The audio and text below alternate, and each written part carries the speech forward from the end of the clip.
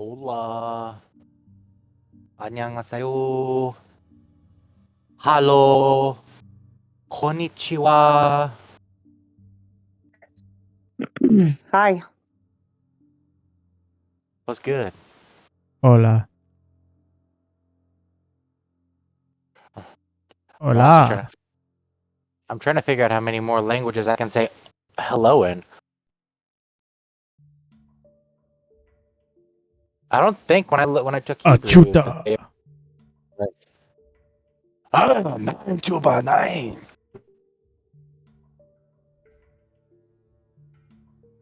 I have thought about looking up and trying to learn Huttese just for the sake of it.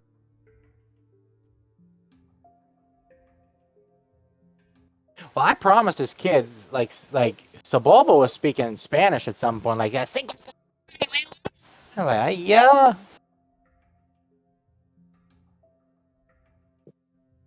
Hello. 안녕하세요. Hello. 잘 지내요.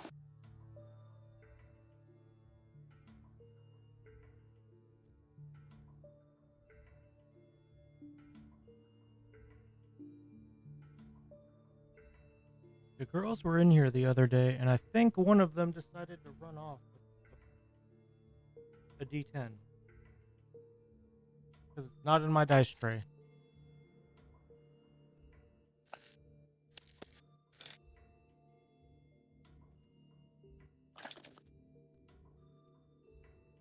I mean, I have a backup set, but...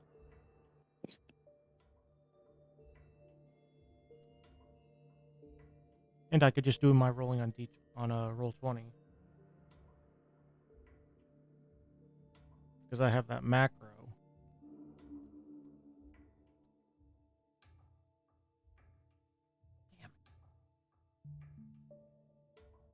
I played one game with y'all where I did all of my rolls were digital. I think it's because I couldn't find my dice.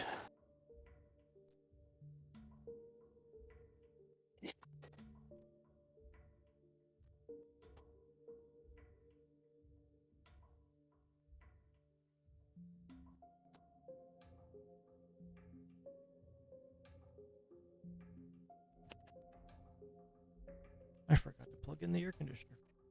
Good thing I remembered to do that before we started playing.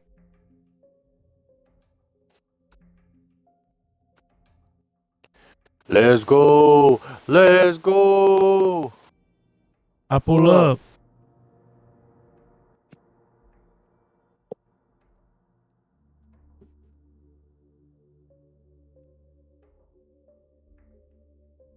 You know, with the level of technology that I have developed with my streams, I could live stream my side because half the time I'm playing games while we're playing, and they could hear our audio.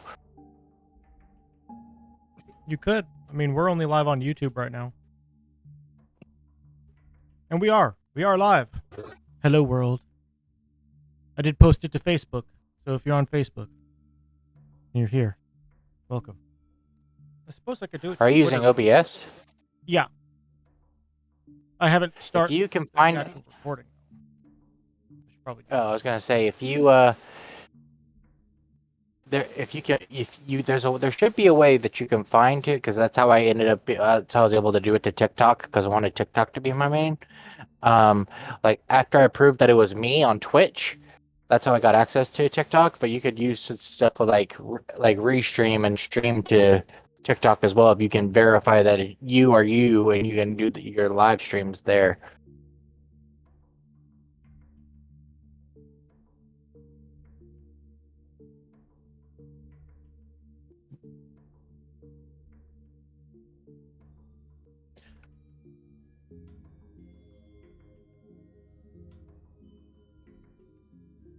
You said restream? Yeah, restream.io. That's how I do my lives. I mean that's how I have to do my lives with my limited tech because I'm streaming from my Chromebook until I can get a laptop that can run OBS. Because I'm pretty sure OBS only allows me to do it like with one particular thing at a time. No, OBS should allow for multiple. That's Because I had to switch in the settings from one to the other. Gotcha. I'll have to ask Kyle because Kyle Kyle streams from his gaming PC, and I know for a fact he streams on multiple platforms. As a matter of fact, he was the one who told me I needed to start hitting up YouTube traffic, because YouTube traffic in the vertical format, like, the TikTok scrolling, like the shorts style, it's popping off over there. I do know for a fact that we have been getting traffic on YouTube. Like, I can look at my analytics for the posted episodes that I've posted so far, because I've posted the first 6 sessions of the Viscid module. Barely any traffic on Apple or Spotify, but on YouTube, we get a little bit, not a lot. It's like, I think the most it's been like 10 people have watched so far, and I've gained a few subscribers, but it is minuscule so far, because not that many people play or even know about Delta Green compared to, like, Daggerheart and D&D right now.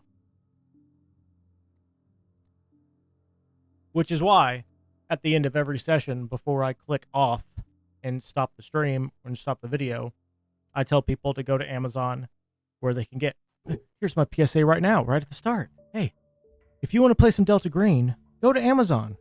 Get you a nice copy of right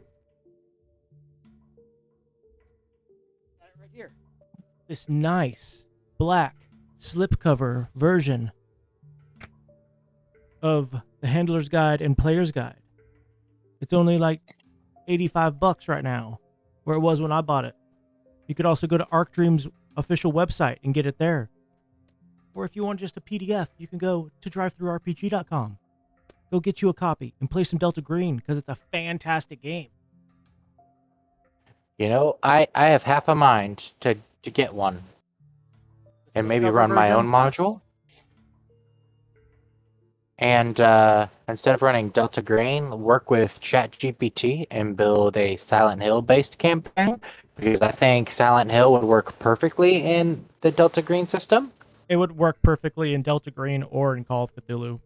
It would probably work better with Call of Cthulhu, because that's like an older setting, while Delta Green is more modern. Yeah. And I have access to a bunch of the actually, give me a second and I could tell you, like the monster manuals for it with a Humble Bundle. I have no problem just sharing those with you.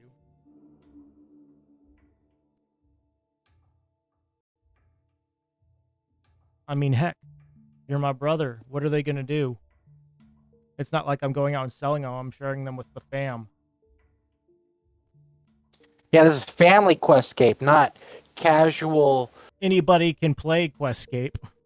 That's just for the regular Questscape people. They don't get access to these books. That's for the normies, and they don't even play video games, because they're like losers. Oh, send me a verification code so I can log on. How dare you?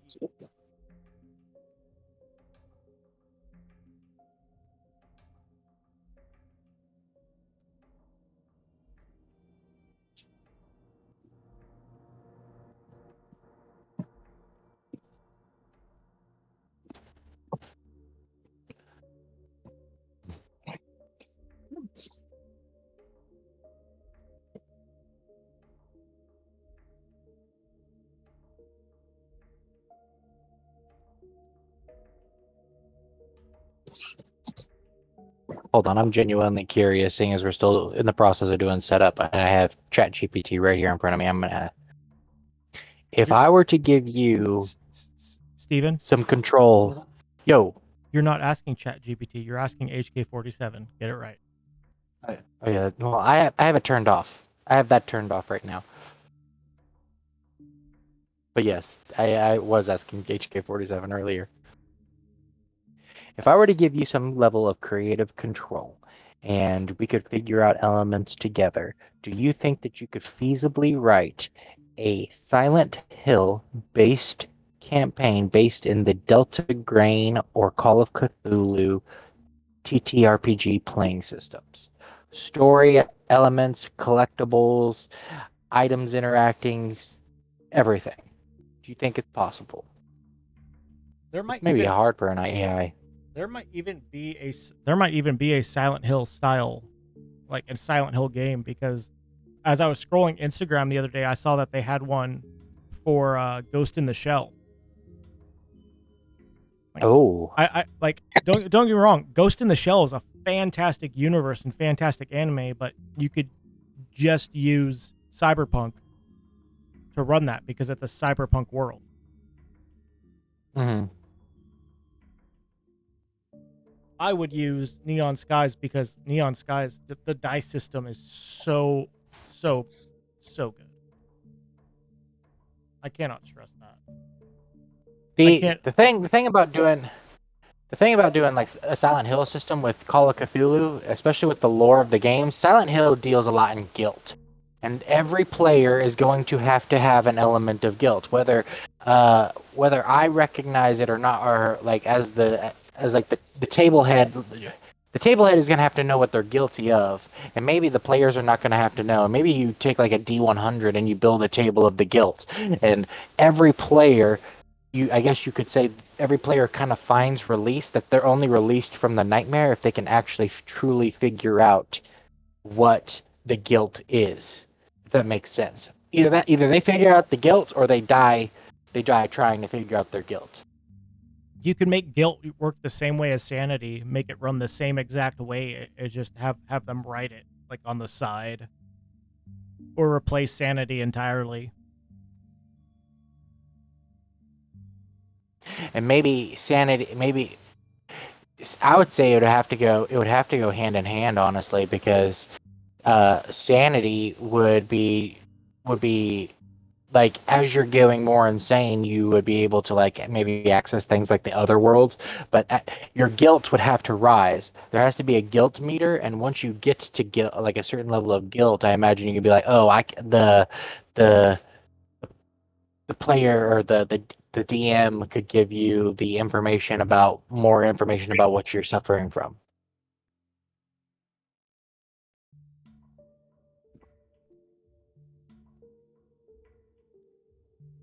Like James's guilt. James's guilt is iconic. James's guilt is iconic in Silent Hill 2.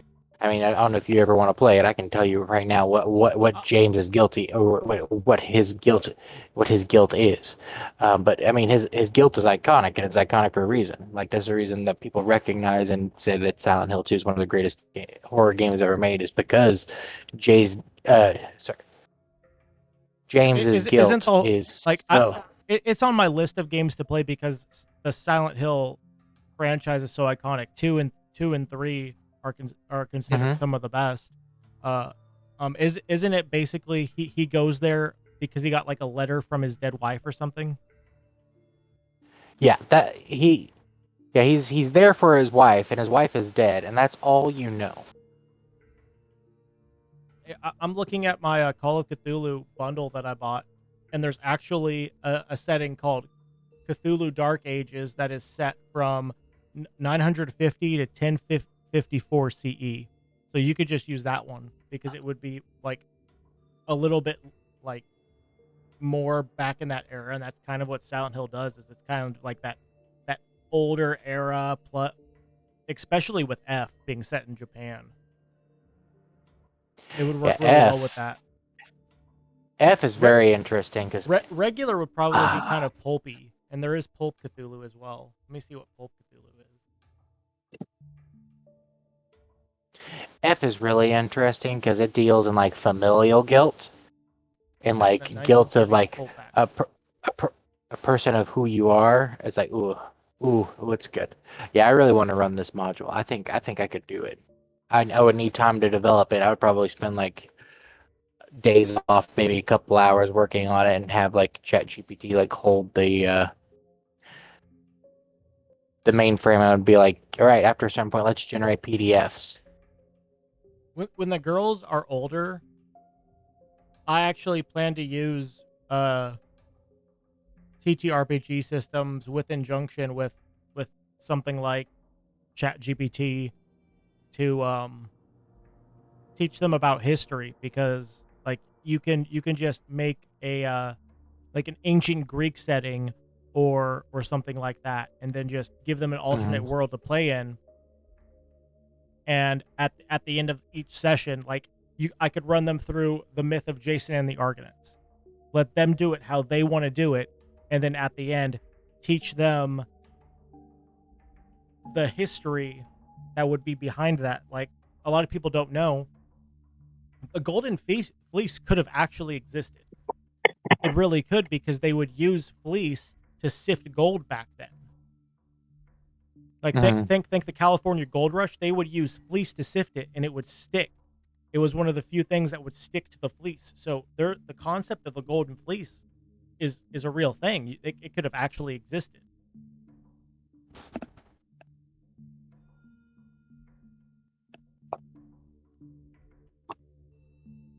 And you could do so much more, especially with systems like D&D and Call of Cthulhu and stuff. Like, I could teach them about World War I and II, with Delta Green and Call of Cthulhu.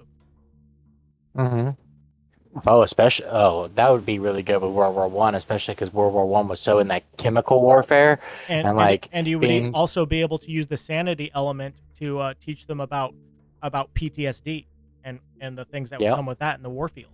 It's such a good system to teach them about the wars that we have caused as human history throughout human history.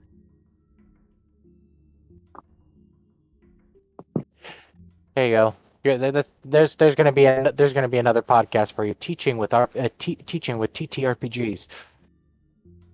That's actually something I want to start up as an entrepreneur. When the girls are a bit older, is maybe use like a system like start playing games to do something like that. I think that would go over really well.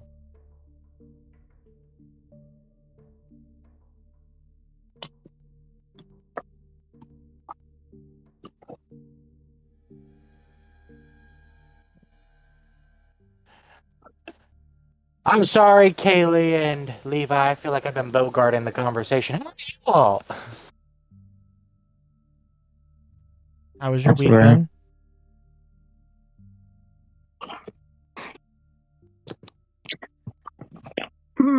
Mine was good. I did like a little staycation with the kids. Went swimming and bowling and had to eat some shopping with fall break. No. I was supposed to go see a friend, and then she kind of like bailed on me, but it was a 4-hour drive. So we were leaving in the morning. She literally called me as I was about to walk out of the door, but I'd already called them out of school for that day. So we just played hooky, and my dad, like, I was bummed. So my dad, trucks. So I asked him if he could use some points to book us a room, and had a gift certificate for the bowling. And yeah, it was a nice little getaway. Okay.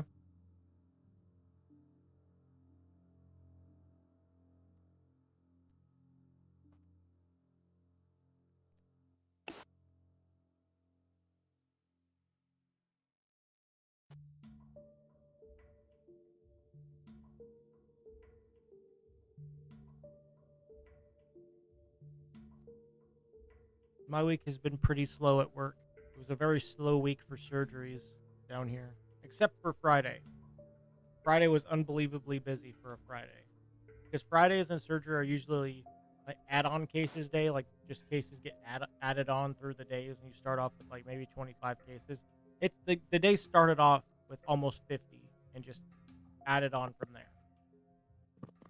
But it went by super quick for me because I was also having to train the new guy.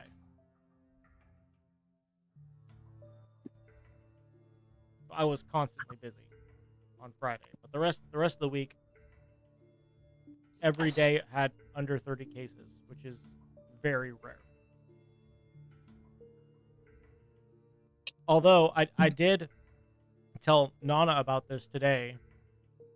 One of the last cases that I dealt with on, I think it was Wednesday, it really freaked me out because it was a 77-year-old man who was there to get a borehole craniotomy to relieve pressure for a hematoma that he had on his brain. Uh-huh. But this man was Dada's doppelganger. I am not joking. And what made it worse is, considering how drugged up he was from whatever they gave him before they put him to sleep, he was looking at me like he recognized me. So it really freaked me out.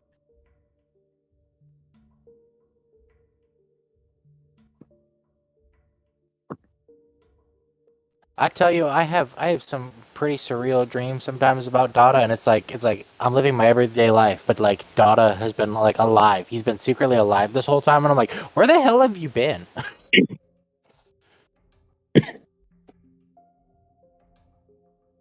That would be freaky.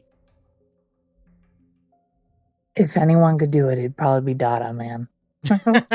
With the cases of cigarettes, and he could manage to get some stuff done. He could hide for 20 years and no one would know. Possible, although, he'd probably have to yell at somebody to turn the TV down. At some point.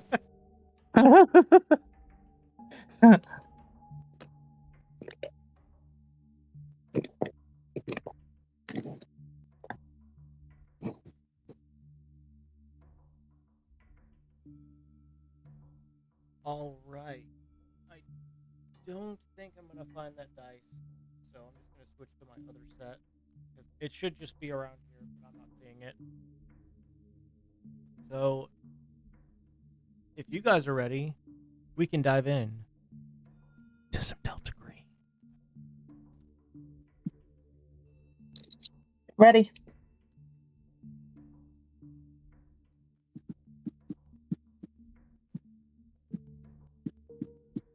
I am always ready. Ready, Freddy? All right. Luckily, I had time to do a small little recap of what happened. So I had completely forgotten how we ended the last episode. But I was able to listen to a little bit of it. Previously, you guys did your stakeout of the law firm in DC. Marcus, Silverman, and Green.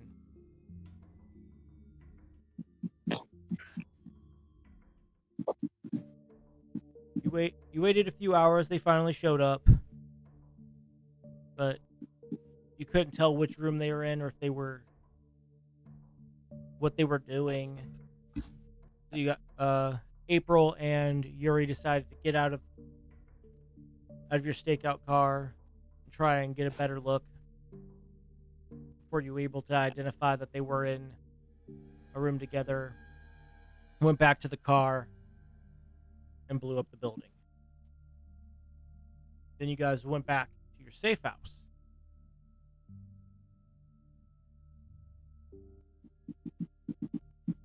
And from there, you guys made a plan to Yuri went to sleep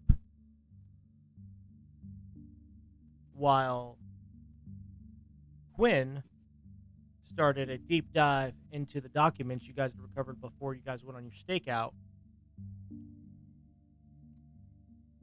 And April decided she was going to go and talk to the private investigators that you guys found were watching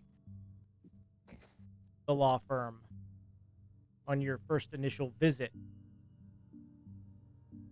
to get some documentation and go in and just take a look around and spy and see what was going on there.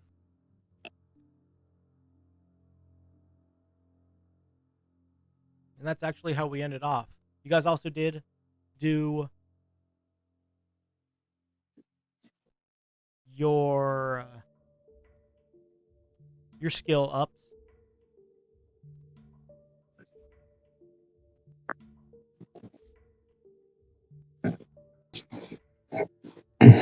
But now,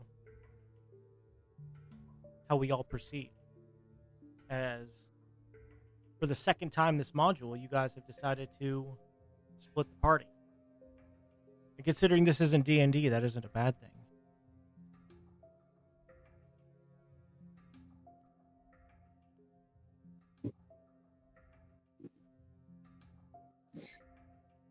Yuri, roll for dreams. Yuri's asleep. Yo, yeah. Ooh, I haven't rolled for dreams before. This is fun. It was a joke, but if you want to, let's see if Hey, you got yo, a good no, dream or this is not. good. Hey, I never get any kind of sanity anything, so maybe this is how I lose some sanity. Through PTSD. You know, I've had a lot of, crosshair type moments this go around about wanting to follow up and make sure I'm being a good soldier. Good soldiers always follow orders. Strike. That's a 63. You don't really have any bad dreams. I'd say it's just been a very exhausting day, and from just the kind of Well, 63 would be on the badder side of the 50s. I would say he probably has a little bit of a nightmare.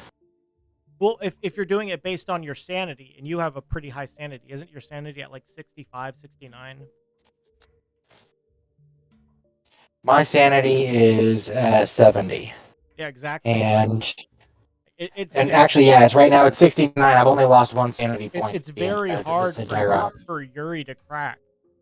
So so dreams are based on my sanity. Okay. I would base it on your sanity, considering it's Cthulhu mythos, and you know how the dream world and the dream realm is very Cthulhu-esque, because he started that with this weird fiction. So I would definitely base it on your sanity. So you don't really necessarily have any bad dreams. It would be memories of some stuff you've been through, like maybe the day was just so exhausting. You went through a similar investigation that you've had, but instead of being alone, because it's the dream worlds, April and Quinn were there with you, and it kind of threw you off in your dream. But that's about it. Like maybe it was you revisiting the Dyatlov Paz incident, but instead of the teammates that you had back then, it was you having to deal with April's wisecracks and Quinn carrying a computer around going, this doesn't make sense. I can't get Wi-Fi here.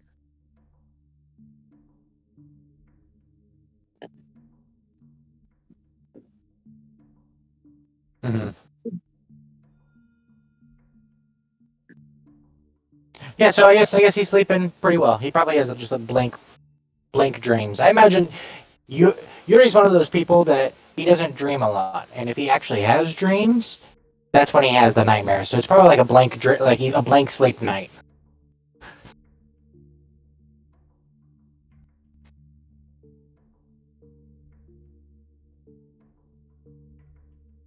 As you delve into the files, Quinn, you do hear the snores of ancient Dragonov.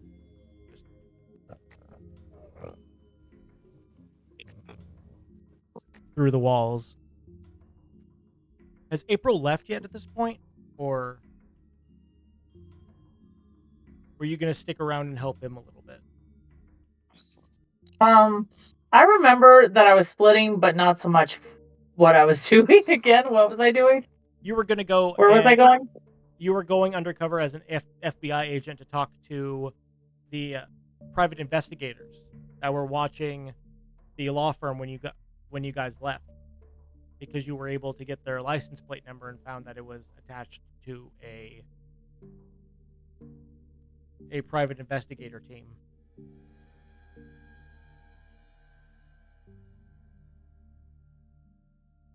You guys had decided Yeah, I think that you guys were gonna like what's the word?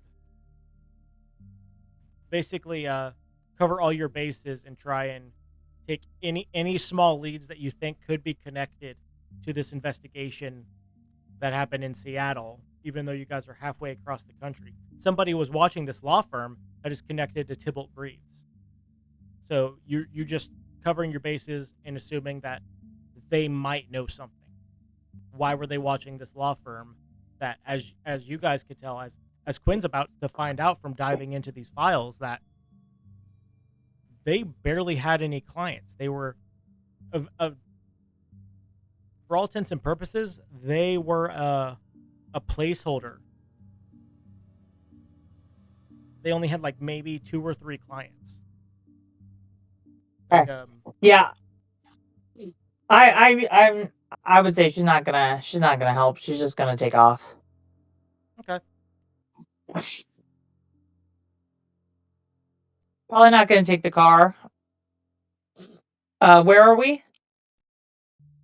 You guys are in a safe house that is right next to a convenience store in the, like, on the edges of what would be like a market style district of DC.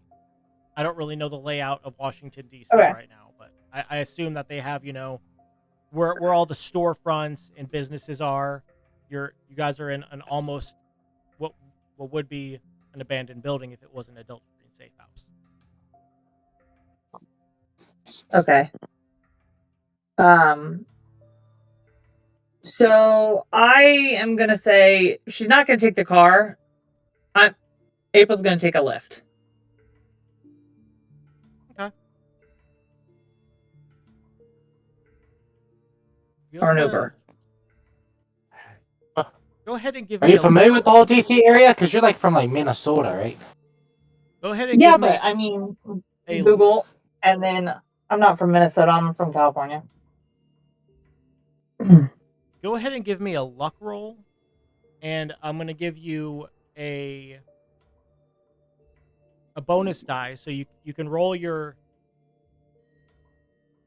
multiples dice twice. The one with 10 to 100, and that's just to see how long you have to wait there for your Uber or your taxi or whatever it is. I roll it twice. Yeah.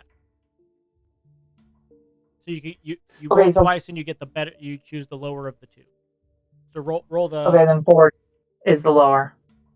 4. You don't have to wait long. There was an Uber right around the corner. It's a very busy part of town.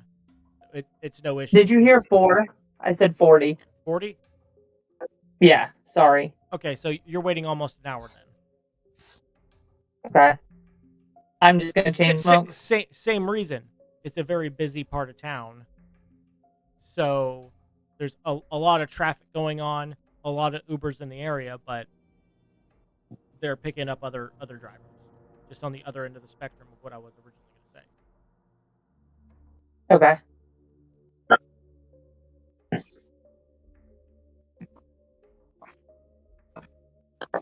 And Quinn, as you dive into the files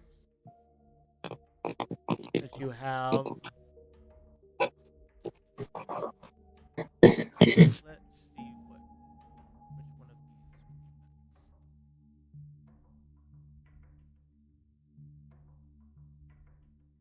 Do you have any skills in accounting,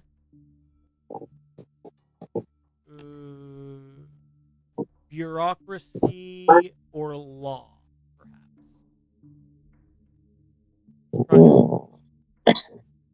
No. No? I got their normal 10% in accounting and bureaucracy and 0 in law. April should have stayed because she has bureaucracy and criminology. They would have been useful with sifting. I mean, you guys have these files. I'm just trying to see how long it would take you and what kind of like things that would pop out to you. Let me look at the other skills.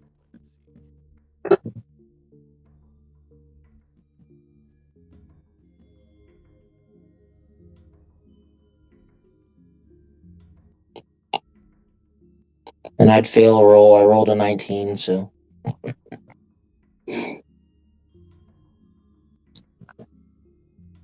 Just give me a straight intelligence times 5 roll.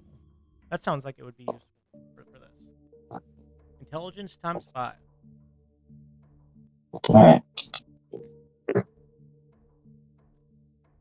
19. Wow, 2 19s in a row. Yeah. And what is your Wait. total intelligence times 5? Oh no, the second one was a 16. Still pretty close. 85 is my intelligence. Oh wow, yeah, that is an extremely good roll. So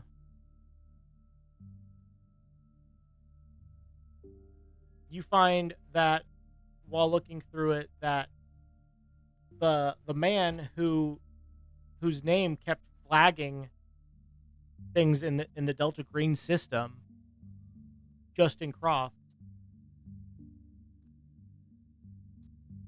as well as Dr. Greaves,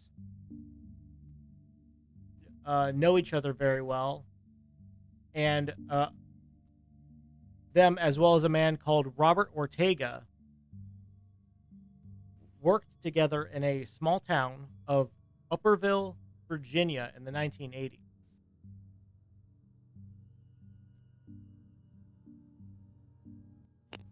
All three of these men were represented by Silverman beginning in 78. Croft and Silverman. What? Never mind. Croft and Silverman attended the same college at the same time, Columbia University. He got his doctorate in political science, and Silverman in pre-law.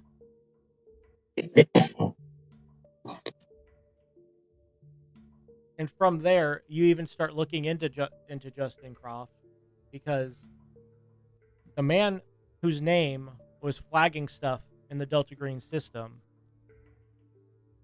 knew Dr. Greaves. So you start deep diving into him, and you just unlock a great deal of information about him. You know, his family was Washington D.C. elite. His father, Michael, was the ambassador to Indonesia from 63 to 67, and he began following in his father's footsteps by going to Columbia to study political science. And he was kind of an unremarkable student. Like you just go on a deep dive, like a serious deep dive.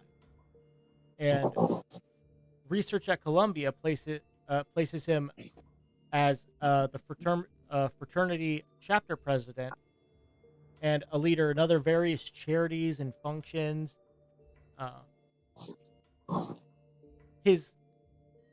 During this deep dive, his past kind of becomes murky in the late 70s and early 80s.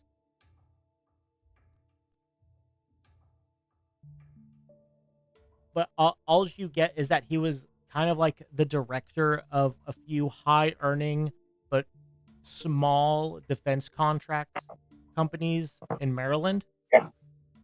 And you do find like 2 vague documents that indicate that he worked for the Department of Defense in the 80s. And that's probably why, just in this generic like deep dive search on this man, you're not really finding much. You with go ahead and give me your computer science roll while we're doing this, just to see how much of more information you can get about him. You're going to get a significant amount with the intelligence roll. I just want to see how much more you can get, considering you're using your computer to do all this work. 26, and I have 83 for computer science. Yeah, you get so much. You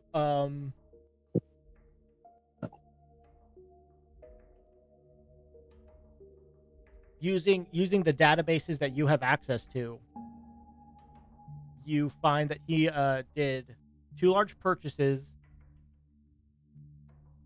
that were made by Croft through Marcus Silverman and Green, and they were administrated, and up until you guys decided to blow up the building, we're still administrated by the building to the second that you blew up the building. Now, since they're all dead, it's null and void. But in '89, he bought 27 lots of land, parking lots, a mall, and various real estate holdings, which he placed in a trust. The records are incomplete, even with your databases, and only one of these lots is described with any precise location. It's a storage facility in Jordan Springs, Virginia. The trust was left to a Angelo Whittier, or YTA. It's Whittier, so I'd say YTA, who is a resident of Upperville, Virginia in 1990. And if you were listening, that is where Ortega, Croft, and Dr. Greaves all worked together in the late 80s.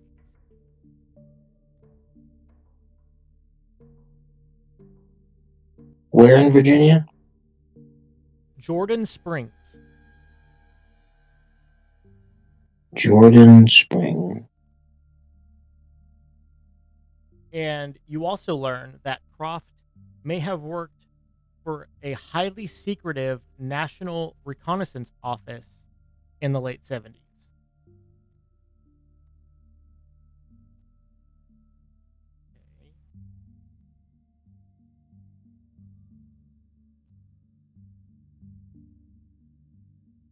what else I can give you. You didn't fumble, so I can't. That's irrelevant.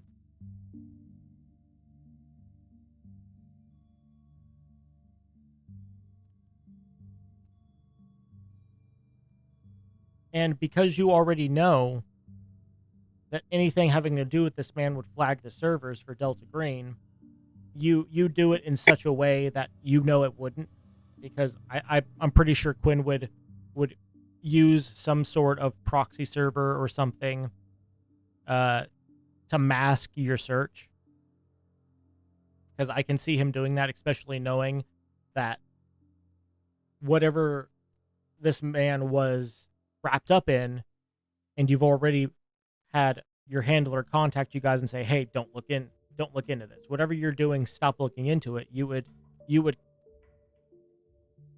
take extra precautions. You find that Croft died in a helicopter accident in 2001 at the age of 69. Few records remain about the incident, and you can tell that what files remain have been classified by the Department of Defense in 2002.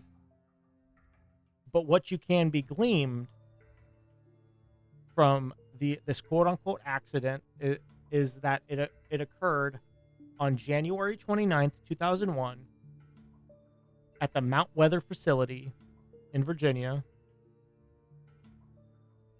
No such helicopter accident was reported in the news or the FAA. Beyond that, it is a mystery. And from there, you start deep diving even further and further. You start looking at the trust that he did. You start looking into this Angela Whittier, and you find that she was a server and hostess at the Blackthorn Lodge and Restaurant in Upperville, Virginia, which was a stone's throw away from the Mount Weather facility. And throughout the 70s and early 80s, is when all this happened. And all these dates are lining up. This is when these guys lived there and were working there. You find that she had one child, a boy, who was born Robert Justin YTA in June of 1990. Marcus Silverman and Green conveyed to her that Crofts Trust within a month of his birth. And she left the Blackthorn Lodge to settle down and take care of her son. And she got married to a Julio Ortega, a metallurgist working at Grumman Aerospace in 92, and they lived quietly in Upperville for years. And in 2004, she became ill, and within a year, she died of leukemia. And she left everything in the care of Ortega, and Ortega died in 2010.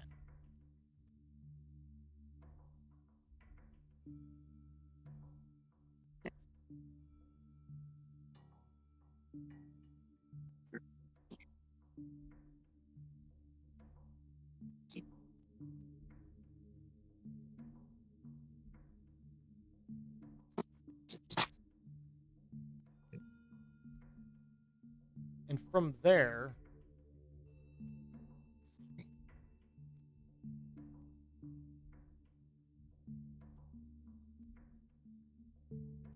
And this Robert Whitey, I'm assuming, was adopted and turned into Robert Ortega. yes.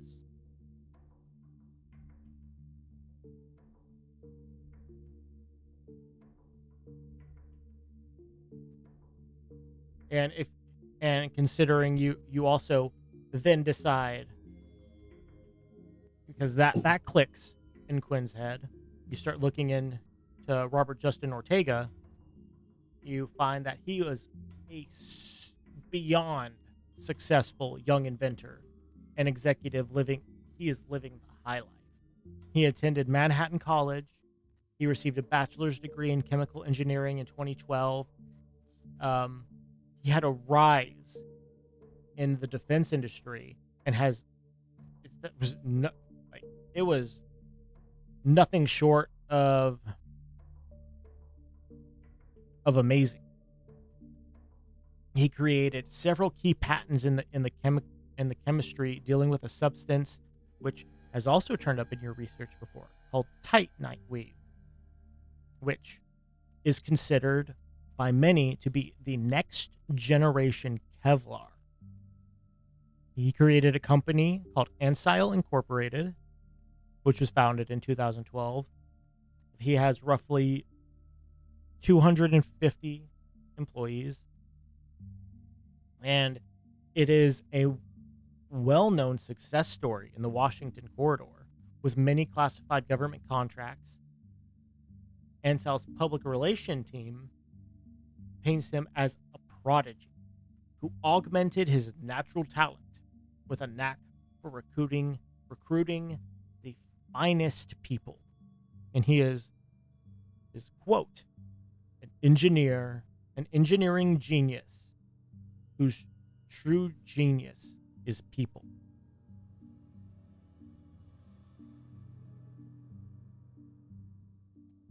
Just searching through Quinn works for the NSA, right? Yeah. Yeah, if you just searched in the NSA database, you would discover that Angela was Robert Justin Ortega's mother, and you find that also that all that stuff already gave you about her, that she was a server and a hostess outside Mount Weather before Robert's birth in 1990. A month after his birth, she quit her job and was apparently supported generously by a blind trust set up by Marcus Silverman and Green for her and her son's benefit.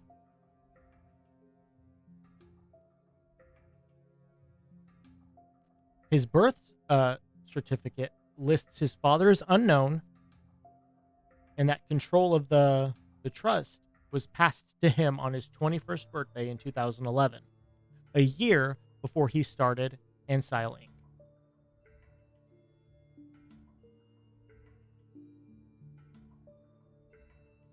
And just that is all you can get within, I'd say, within the few hours that April is gone.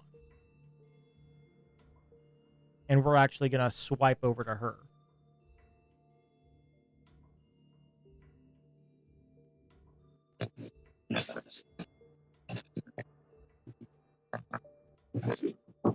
It doesn't take you long, April, to get to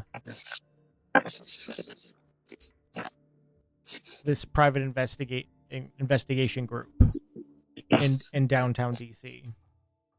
What is April's plan upon getting there? Because it only takes you, like, you're waiting almost an hour, chain smoking, waiting for your Uber, and then I'd say it's probably another 30 to 40 minute drive to get there. So it's not too long, but it's a bit of a drive, especially with the traffic that's going.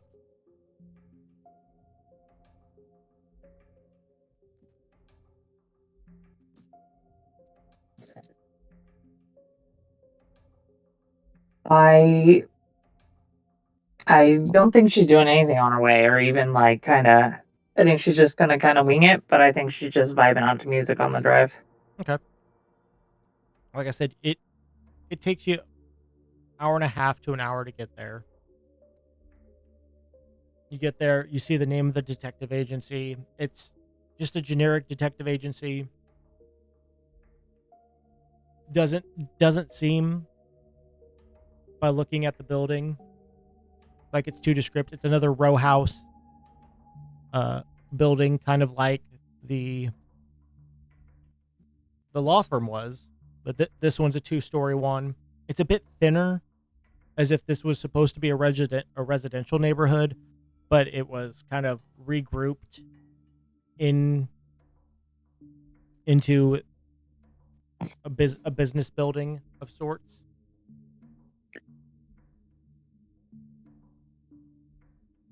Get out of the Uber. You thank the man for the drive and for the vibes. I'm probably gonna light up a cigarette since I had to do that whole drive without one, and just kind of like get in the head zone. You light up, and then you take a puff.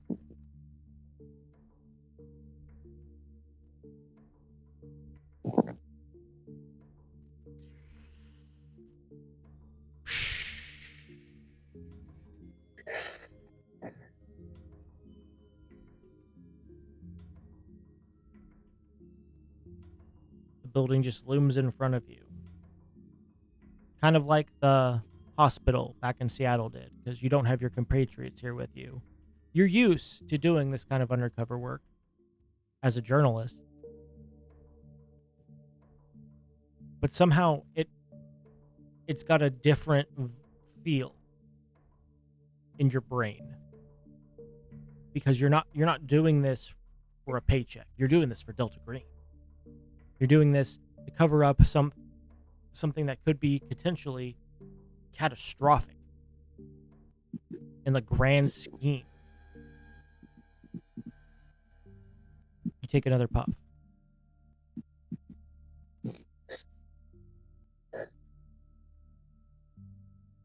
What kind of mind space do you put yourself into before you go in the door? I think kind of like a actress would, like getting into a role. Like just imagining like, okay, this is how you're gonna like walk with swagger, and head up, and like how I want it to come off. So I think April would be just going with that. Okay. You adjust your what is April wearing right now? Are you wearing like a typical suit, like a government agent would be wearing, with your fake FBI badge clipped to the front, like You know, like the Scully. windbreaker looking jackets? Oh, like yeah, I know what you're talking about. I think like that. Okay. You adjust the windbreaker. You make sure that your ID badge is clipped to the front, and you pull open the door, because I honestly cannot tell you whether it's going to be a push or a pull, so I'm just going to say it's a pull. You pull open the door. You hear that bell. Ding, ding, ding. The secretary looks up. It's a young man, early 20s. He's got a very thin, like pencil thin goatee going, and jet black hair. It's not really like an army cut, but it looks like he had that at some point within the past 6 months, and it's grown out.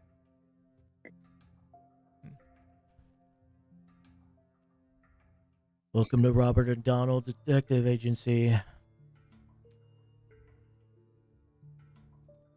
What can I do for you today? Did we get the names of like who the car was licensed to, or just that it was registered to this firm?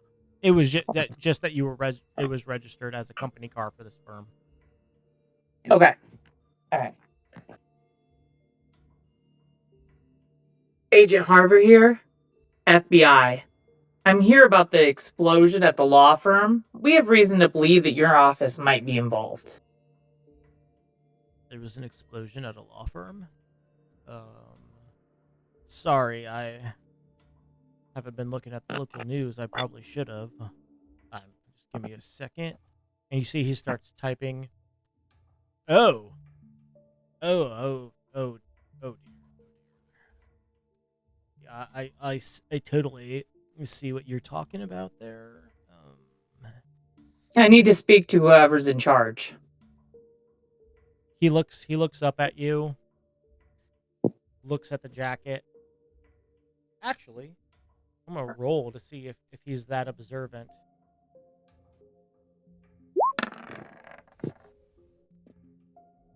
He isn't. He doesn't notice your jacket at all with that 97 I just rolled. He just do you have any credentials to prove who you are? You mean beyond the badge? And then he looks down and goes,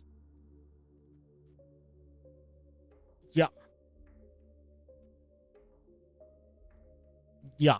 I'm gonna need something besides a jacket that I could get off of Amazon for $30.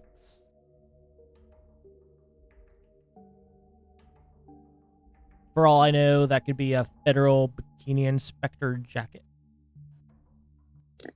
She's just gonna flip open her, like the wallet badge. Yeah, and be like, "Happy? Now move. I need to speak to somebody now." Yeah, all right. Give me a moment. And he grabs the landline phone, he presses line 1, and he goes, "We have an FBI agent here to see you guys in about an explosion that completely leveled old Marcus Silverman and Green earlier today."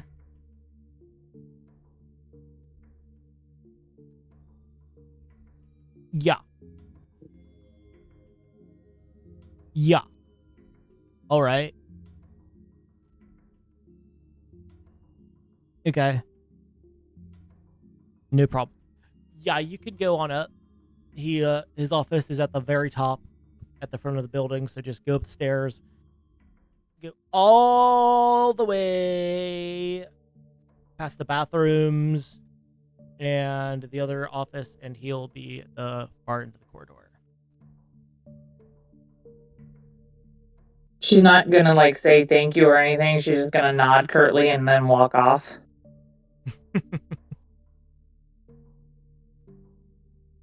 You go up the stairs, all the way down. You find one of those stereotypical doors that has this guy's name on it.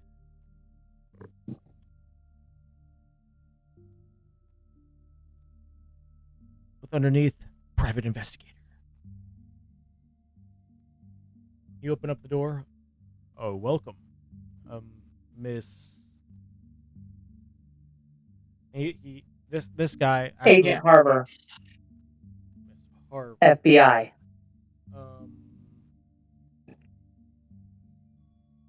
And your name is? My name is George Douglas. I'm one of the lead investigators and owners of this detective agency. And he stands up and reaches forward to shake your hand, and as he also motions towards the seat in front of his desk. She's not gonna shake his hand, but she's gonna take the seat, and He pulls then his she's hand just back. gonna. I'm here about the downtown explosion. We have reason to believe that your office might have been involved. Explosion on a law firm. If I may ask, ma'am, what leads you to believe that my office was involved in any way? Don't play dumb. We found a car registered to this office on cameras.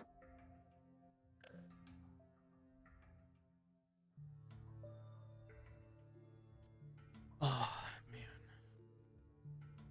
And he just puts his head in his hand, and he goes,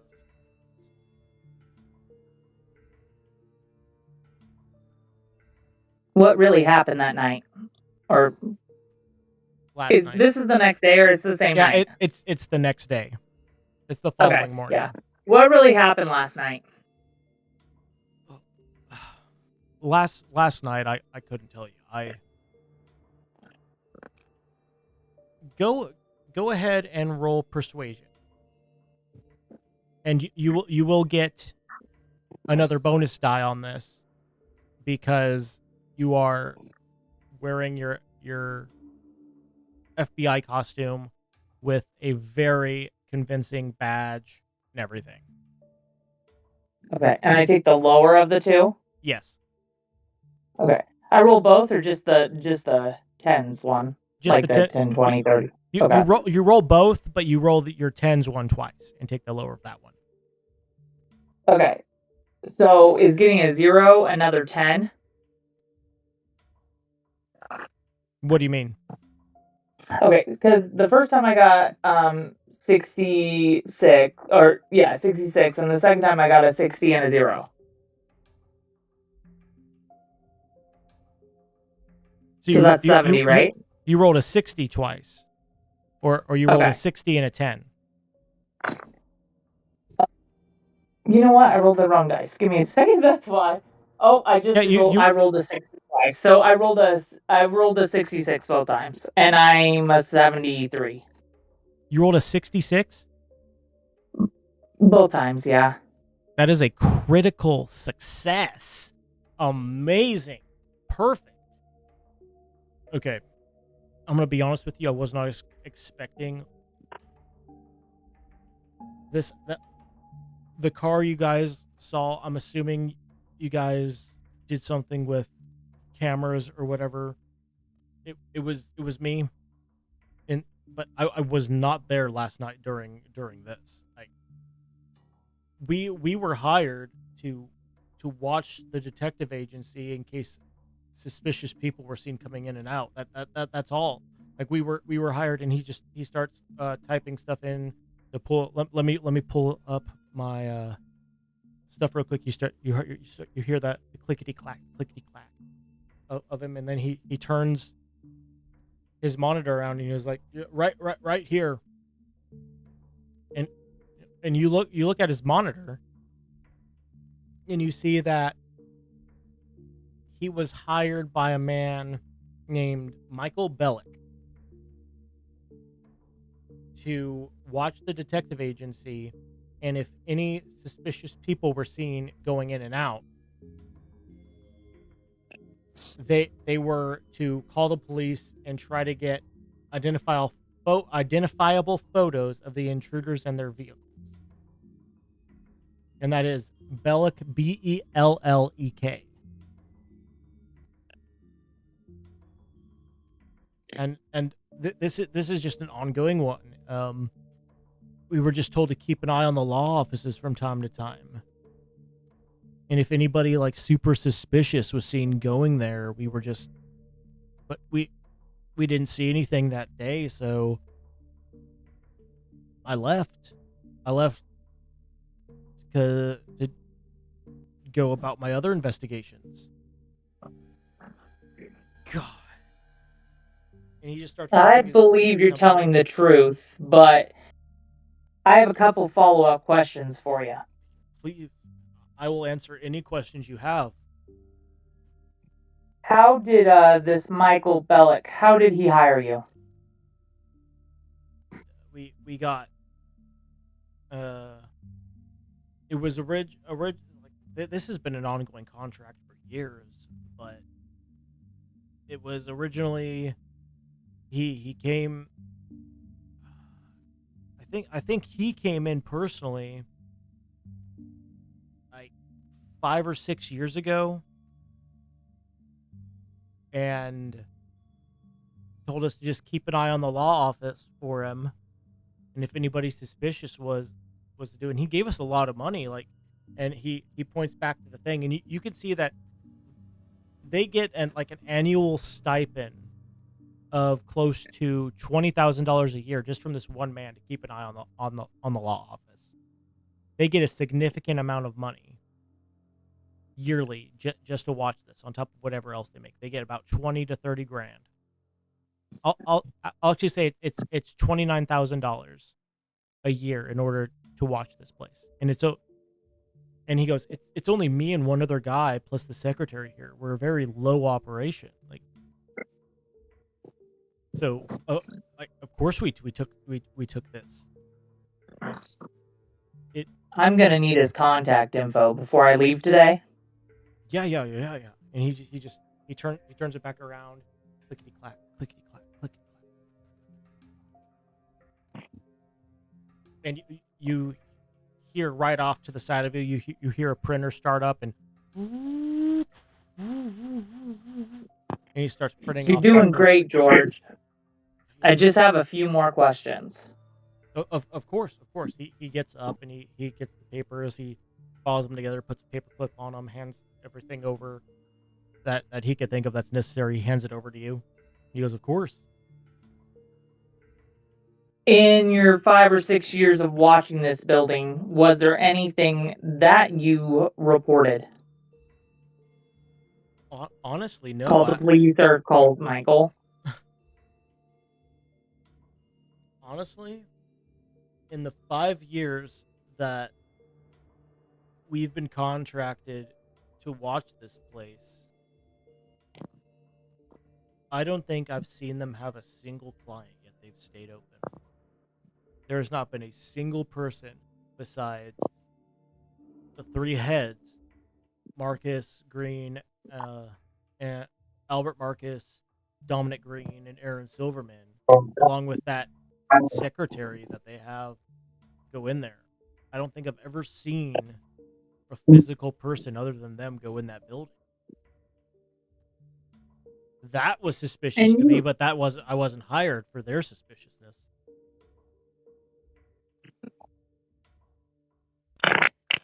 Thank you for your cooperation. Your information will be helpful.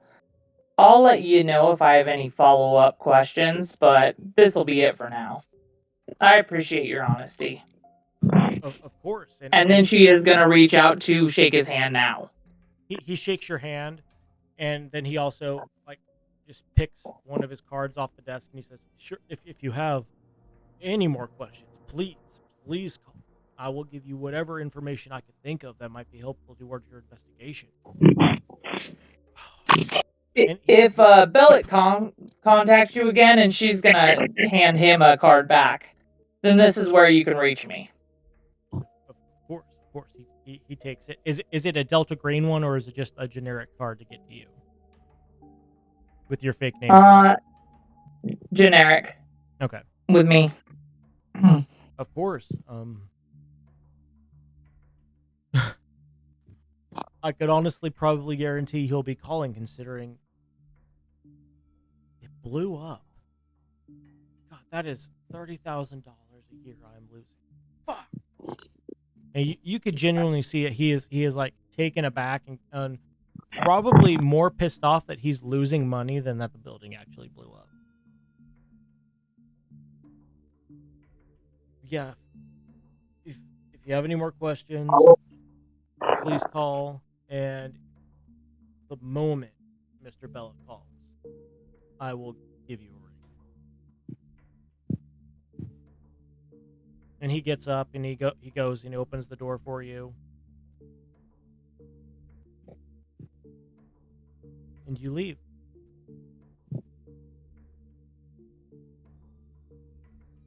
And I think I would just kind of do the same thing. Hail a ride share and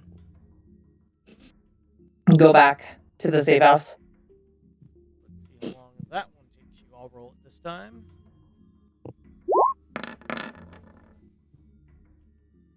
A 59.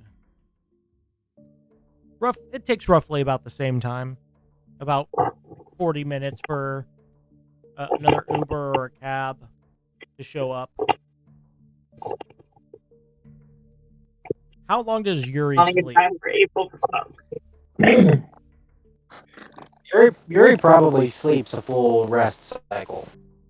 So a full 8 hours? I mean, you have to think. He's probably been going hard, and like he hasn't even when he was in Seattle didn't rest. So the fact that he's at DC where the program is headquartered, he probably feels a lot more safe there than he has in a while. He's probably legitimately resting. Like, I actually don't think hard. the program has its own headquarter building. I could actually find that out real quick. I don't think they do.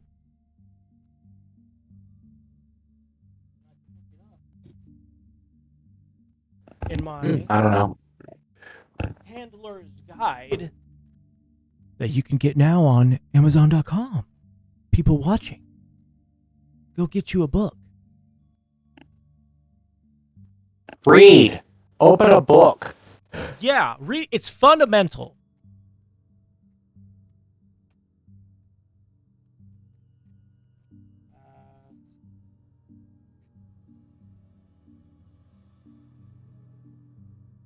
Iraq War.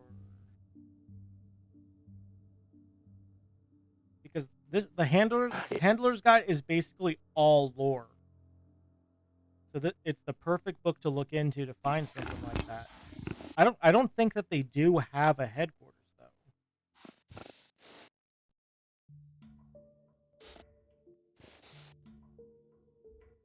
The Delta Green Majestic War.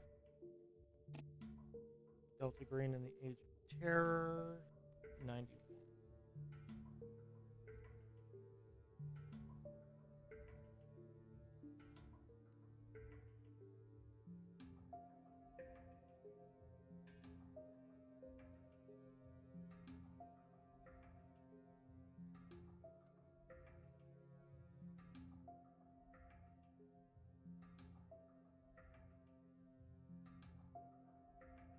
Closer, that has to do with SB8, which is what Yuri is originally from. So it's past that.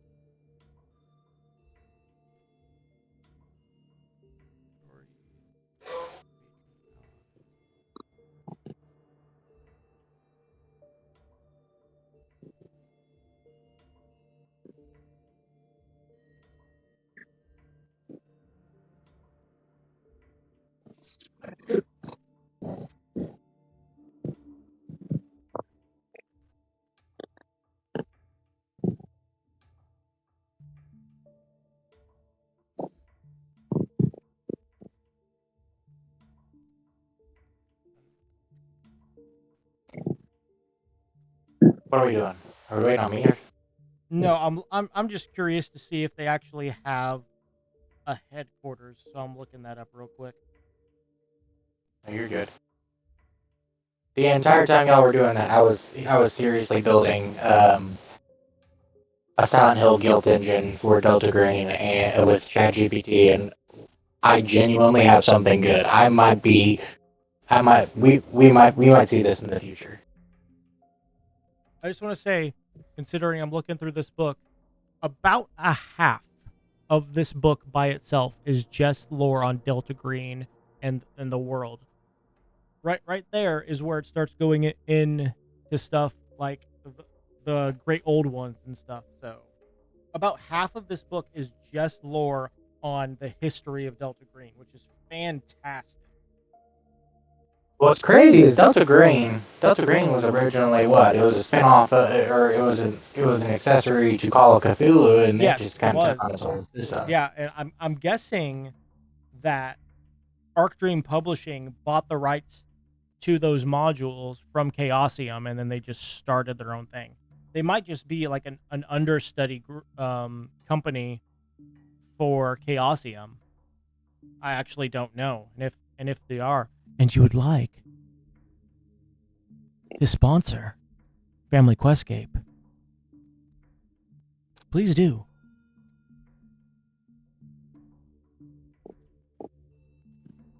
The program, the Security Studies Group, Combine Hill.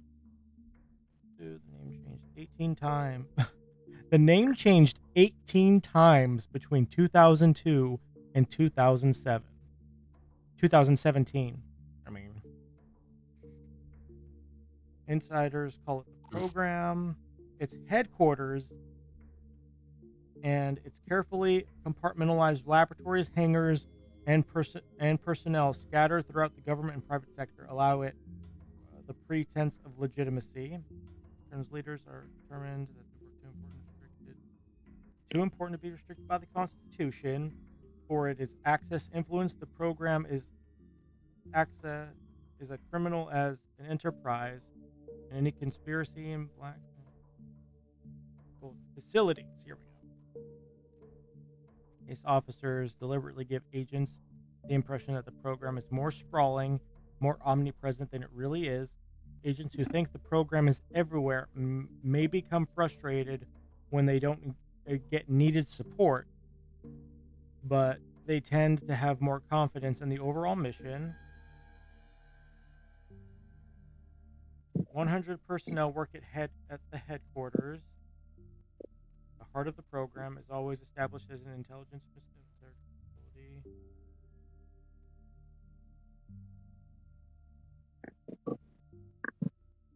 Government-owned buildings with secure rooms and no other tenants.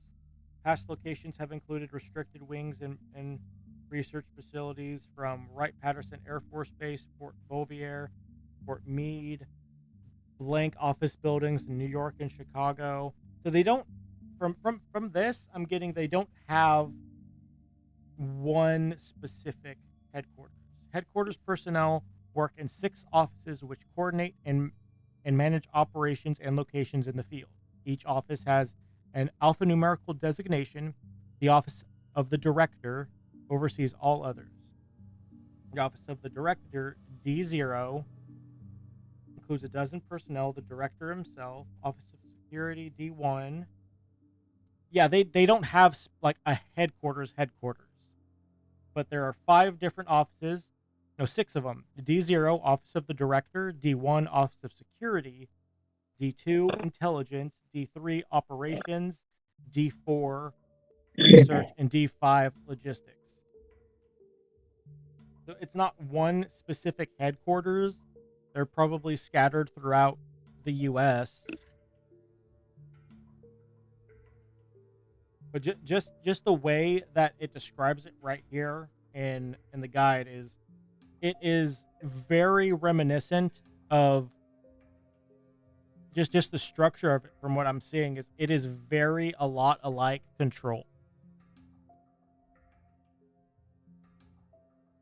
where there's a director and then everybody else has their own group that they're in charge of, but the director is above everybody else. So it's a lot like Control in the Alan Wake universe,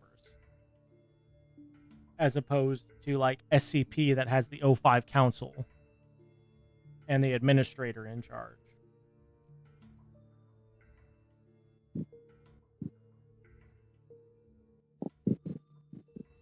I'll say the office of the director is probably somewhere in DC, but that's it. So there's probably 12 other agents within the vicinity that are just office workers and the director himself. But it's not like a big fancy building like the Pentagon or the Congress building or something.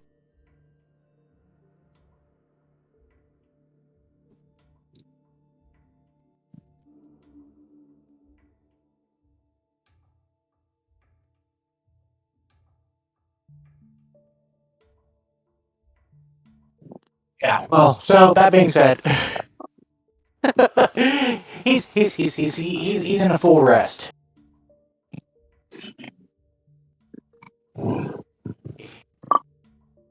And he probably hasn't rested like this in a long time, so.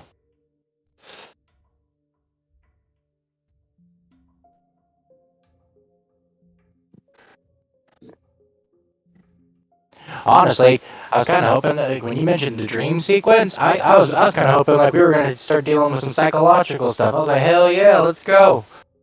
You just have too high of a sanity. And we could try it again. Maybe the first part of his sleep is okay, and then as time goes on. Yes, sounds good Maybe to me. The first few hours, because dream cycles last 90 minutes. Mm-hmm. IRL. This is a fun fact for viewers. When you have a dream cycle lasts for 90 minutes. So you can have a series of multiple dreams through a dream cycle. So it's actually if you're a the player, reason why that setting an alarm and then snoozing it, and then going on a snooze pattern every 8 minutes when your alarm goes off, because roughly an alarm cycle is roughly 8 minutes. I know this because I'm the type of person that sets like 5 different alarms to try and wake me up. That's me. Even though the first one wakes me up, I still set 5 different alarms. Interrupting that sleep cycle, you don't get past, I think, REM and back to the deeper sleep cycles. So it is horrible for your sleep if you're the type of person that doesn't just wake up when your alarm goes off. Like me. Levi, you want to tell them how many alarms you had to set once?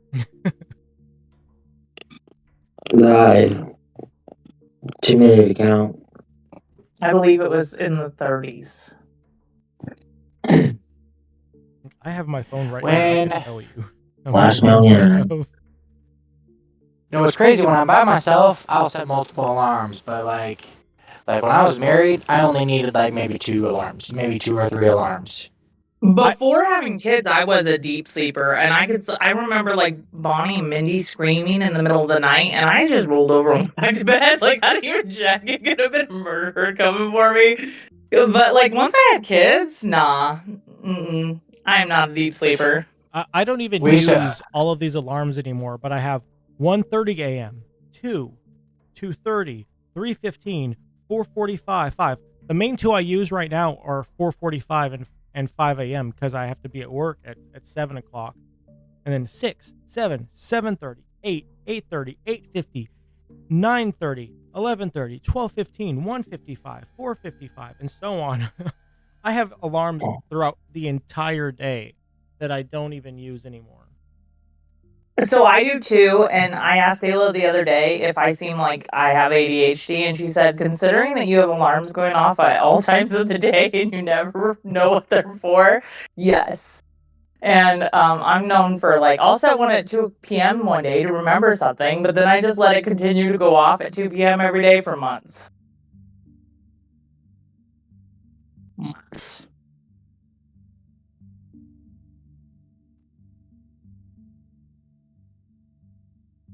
We are crazy people. The flaws of being neurodivergent. Yeah.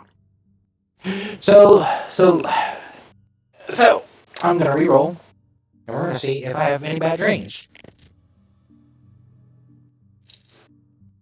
That is I shit you not, 99. Not only did I fail, everybody, which That I'm not is known a for failing, critical. I critically failed. That is a critical fail.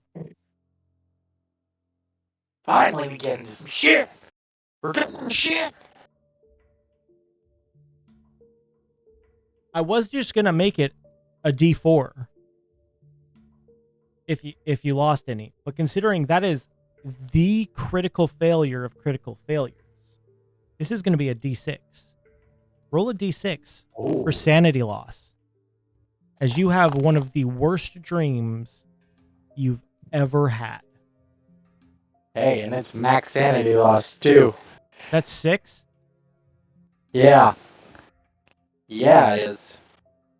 Finally, some damage to my character. Let's go. That is actually significant damage. I do believe you that would be a bout of madness if you weren't asleep. I need to actually pull out the player's handbook now. The agent's handbook. Well, See if my it's temporary insanity. you only go or under. otherwise. Oh, I was gonna say, it's like you only you might go end through up that with if a you hit the disorder. breaking point. You might end up with a disorder actually from that. I'm trying to remember. Would that get you to your breaking point?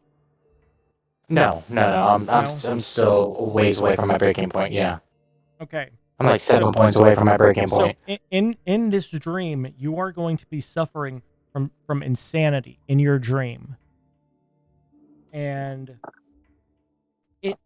it's a memory that comes back to you of the first time you ever encountered the supernatural. Oh. This is a memory that Yuri Petrova has not thought about in years. Because you've been doing so much stuff with Delta Green and GRU SV8 that it doesn't phase you anymore. You've killed countless people as a part of GRU before you were turned over to SV8 and started with the supernatural after your first encounter. And it was with a dimensional shambler. If you don't know what a dimensional shambler is, it's a Cthulhu creature that can literally phase itself in and out of existence. And the best, like, I'm actually gonna pull up a picture of it for the stream. I'm gonna put it on the Discord. I'm actually gonna pull up the rendition of it from the Call of Cthulhu video game, Call of Cthulhu, because I love the way that they renditioned it.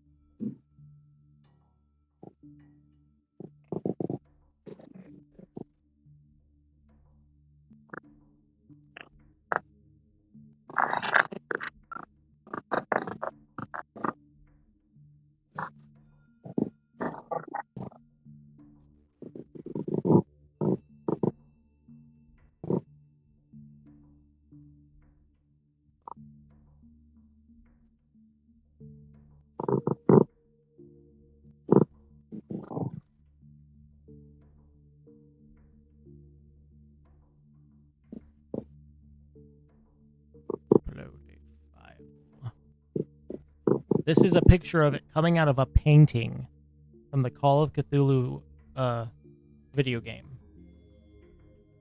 I just posted it in the Delta Green chat. And I'm going to pull it up on stream so people can see it as well. Ugh.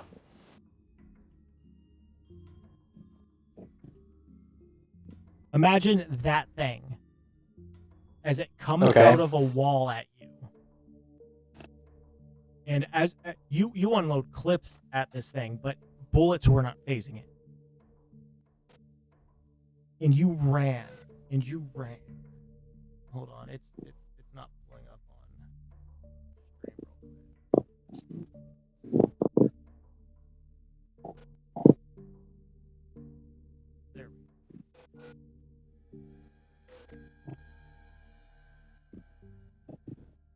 and go ahead and do you have any occult? Occult? Yeah. Let's look. 'Cause we're gonna form this memory for you as we go with this. I have 10% occult. Okay. Go ahead and roll occult for me, and then afterwards roll luck. So occult, that'd be a 53, so that's a failure. And then luck is 58. That's also a failure. Yeah. Yuri spent the better part of 3 days evading from this thing. And it's the memory that truly haunts him because you were never able to kill this creature. It haunts you, and this is why you haven't thought about it in years, because just like with your past investigation at Platt Air Force Base where you couldn't deal with what happened, you consider that mission a failure. Your first encounter with the supernatural was a failure because you could not kill this creature. Because the only way to get rid of this creature, at least in the context of Lovecraft mythos, is to hit it with an item that has the Elder Sign on it or another protective sigil, and you didn't know anything about these things, and you basically spent the better part of 3 days doing an Arnold Schwarzenegger style Predator sequence with this thing, unable to evade it, unable to kill it before it, for all you could muster, as you think it was just toying with you and toying with you and toying with you, because it disappeared. It just shifted. It phased out of existence after 3 days of you hiding and running, and you never saw one again. And fun fact, you guys were able to evade having one of these things show up at Plot Air Force Base because you guys handled the situation so quickly. If you had not, the majestic van giving off that EM pulse would have called a dimensional shambler to the base.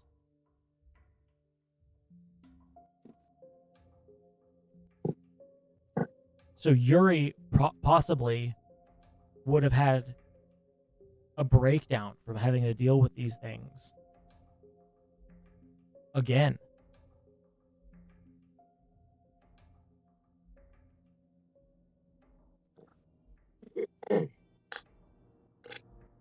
It's my in-drain insanity.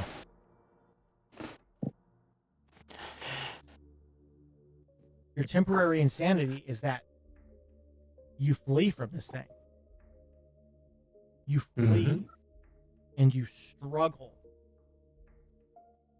I imagine it's Yuri has been he's been on a lot of assignments. He's probably done a lot of things, been in a lot of open environments. One of his most treasured things is his anti-material rifle for entity disposal. How are you gonna take that help? How are you gonna make him feel helpless?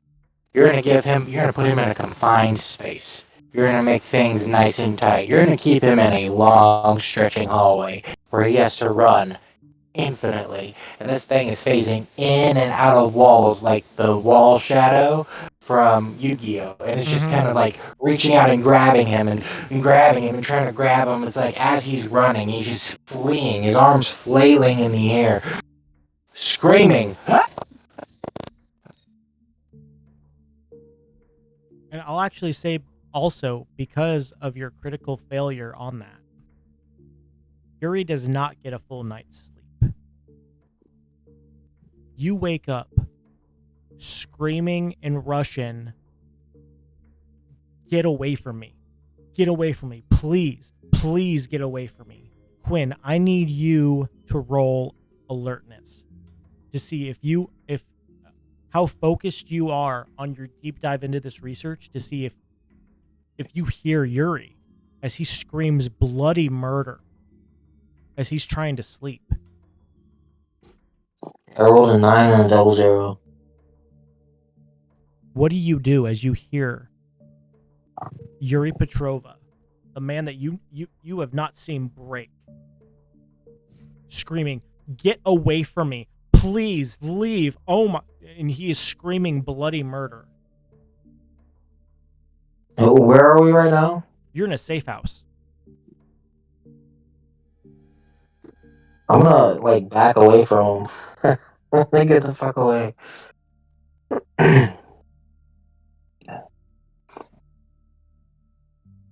Like, what the fuck? You don't go. Yeah, he's he's in a separate. Yeah, he's in a separate room, screaming. Oh. So you don't go and check on him. You just you back away Yeah, from his room as far as possible. No, I'll go to his door, is his door open? Is Yuri the type of person that sleeps with the door open, or does he sleep with the door closed? No. He sleeps with the door closed. He's a private person. I'll bang on the door first and yell, what's going on? Hold on. I'm gonna try to see if I'm gonna lie to you right now or tell you the truth. This is a me roll only. You okay? Yeah. There's nothing. I thought the spider was crawling on me. It mess with my sleep. It's all fine.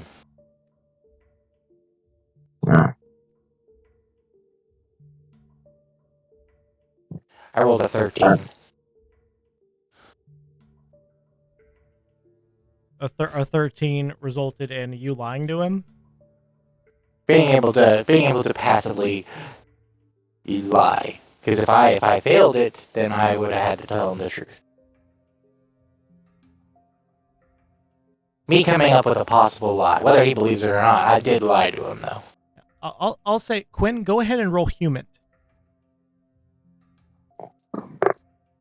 Alright.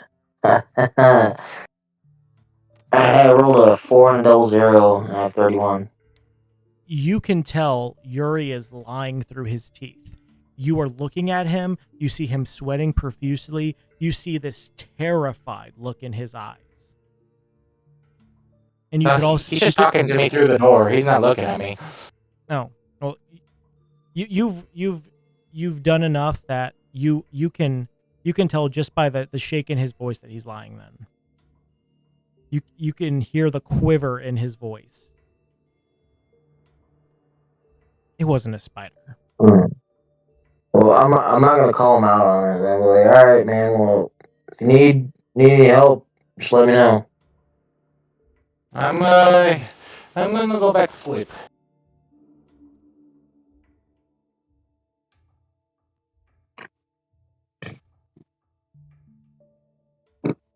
I'll go back to my digging through paperwork. Yuri, you lie there for the next 3 hours, tossing and turning, unable to get back to sleep. You are eventually able to, unless they interrupt you and tell you to come out and discuss things, but you don't get a full 8 hours. Because one of a few memories that haunt you came back to you. As a true Is this the thing I encountered at Detloff, or is Detloff my first thing after I encountered it? It's your first thing after your encounter.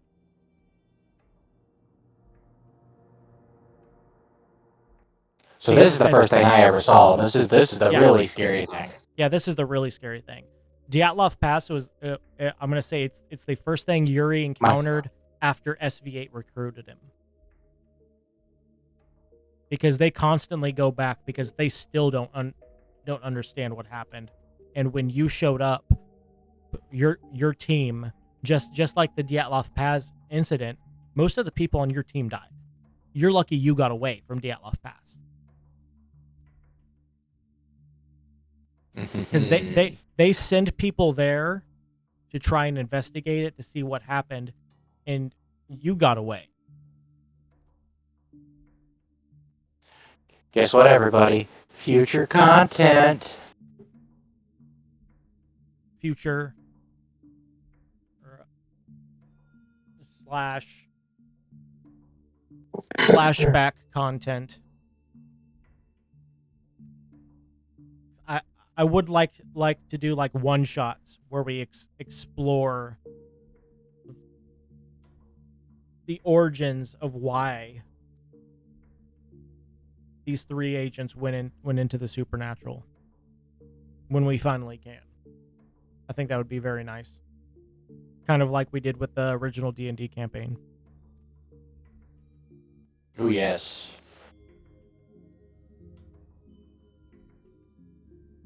As soon as you go back to messing with your deep dive, I'll say it. That is when April walks in the door. Just you hear the door click because you're already on alert. She walks in.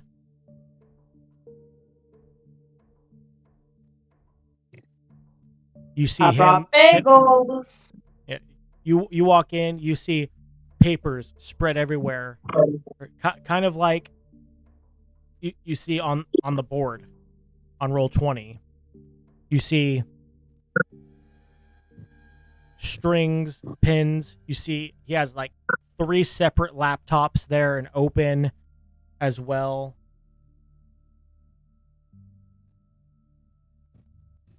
And you walk in, bagels. And I got the good cream cheese.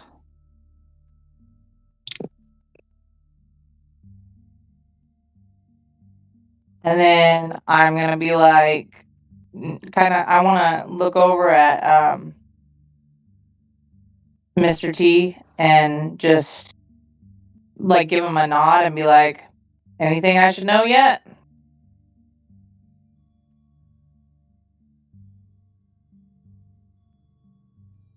So much that you could tell her.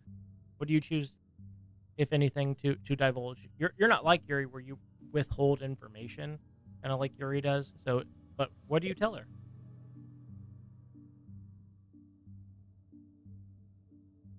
If anything. What'd you say again? I'm sorry.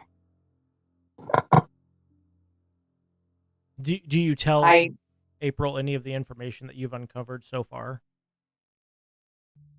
And I asked you too. Just Yeah, if there was anything I should know. I'll give her a briefing on it, like not too deep, but like highlights. I specifically want to know if you tell me about the properties. That'd probably be one of the highlights. Okay, then I specifically want to know if the mall that was bought is the one that was blown up. Good question. Would I know that? let's find out with a luck roll. I'm gonna roll my actual dice, not on Roll20 because I got 2 really high rolls. That's a 23. So yes, that was one of the properties that he owned. Yes, it was one of the properties. Okay, and then I'm gonna go like top knock on a Dragonoff's door and be like, powwow, 5 minutes. Living room.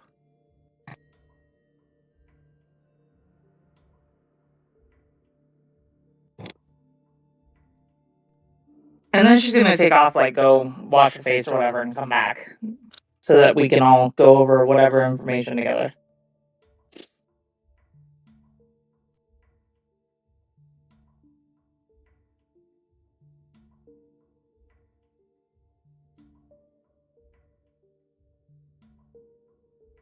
Okay.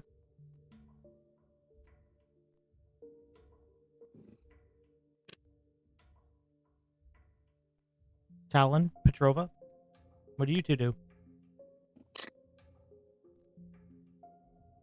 I imagine he gets up and he gets dressed. He doesn't like get full dressed. He'll probably like come out of his room like with like a wife beater on and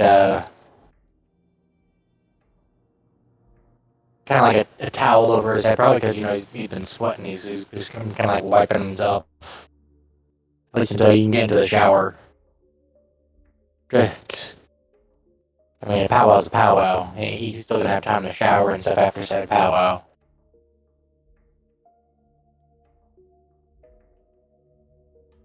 And just because it was a critical failure, I'll say it's still kind of affecting you a little bit. You're shaking a little bit still from that night terror. Whether or not they notice is up to Can I them. roll to see if I do? Yeah, you can roll human to see if you see him, if he's white as a ghost, and you could see like a little bit of cold sweat on his neck. April wants any dirt she can get on him. Mm-hmm. Over 45. Say 13? 17 over 45. 17. You absolutely notice that his hands are shaking a little bit, kind of a small vibrate, and that there is, in fact, like a little bit of sweat. He looks kind of clammy. April's gonna get him a cup of coffee and like put some cream cheese on a bagel and bring it to him and just be like, "You okay?" Well, turkey sausage. I'm not a waitress. And she's gonna walk away and sit down. So, okay, could be better.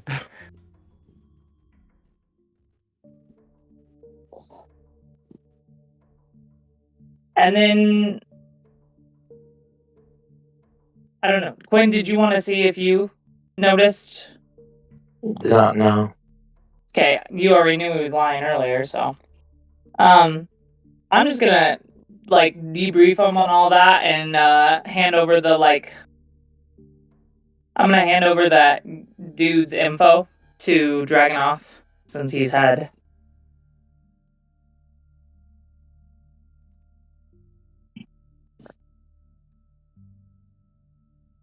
All right.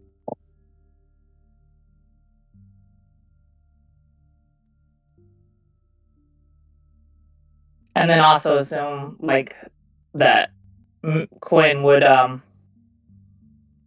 debrief him like highlights or whatever at least. So then he'd know that the mall was also part of that and whatever.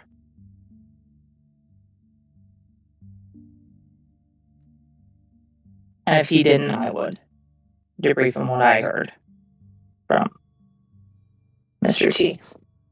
Yeah.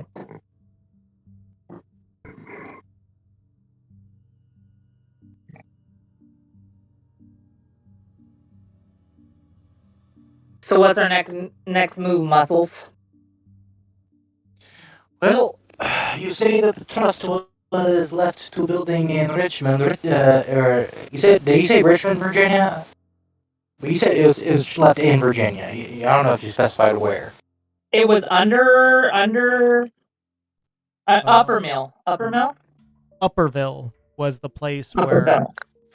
where Angela Whittier was from. And Jordan Springs is where the storage facility is at. Yes, that's where we would go. The storage facility. Because Virginia is not too far away from, obviously. Well, From where's Michael's address? Like, what information would I have gotten on him from the lawyer? Like, would I have a phone number? Would I have an address? Would I have an email? Is that Michael Bellick? Michael Bellick. Yeah.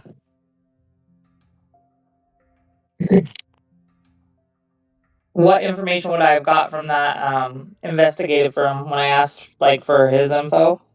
You got some basic contact information from him. Is That was- he where we are, or where is he? He gave you a couple sheets of paper that basically told you the layout of everything that he paid this detective agency to do, as well as $29,000 a year Mm-hmm. to do constant, every now and then surveillance to see if anything suspicious is happening, a contact number for them in case anything does happen, and that's it. And you just see statements of their investigation where only people working for the law firm have entered and exited the building when they were monitoring it. That's it. Okay, I'm good then. I don't know if we wanted to contact him first, but maybe he wants to check every other lead first. Because we also wouldn't, if all we have is a phone number, we wouldn't want to tip anything off either. So. No, it wouldn't hurt. I mean, and the storage unit place would be close. We could drive there and finish up that lead. And honestly, most of the leads are almost up, anyways.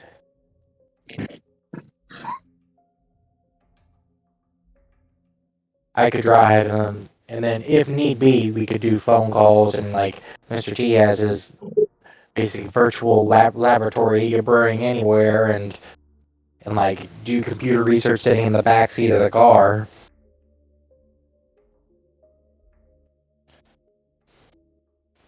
Heck, at this point, it's probably a van, knowing him. When are we headed out? Let's see, what time is it now? I'd say it's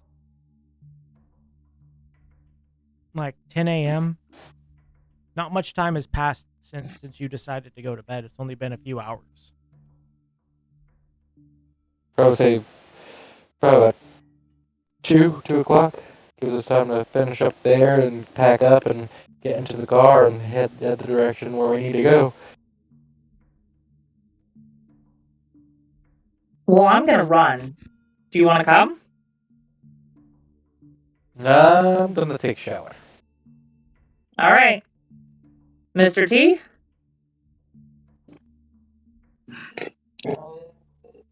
Am I done going through all the paperwork? You can continue go. There is more information, but you only went through it for about 3 hours before Yuri started screaming, and then April walked in the door. Because we don't even know how long the drive is gonna be. We just know that Virginia is close to DC, so we know that we're probably gonna be driving.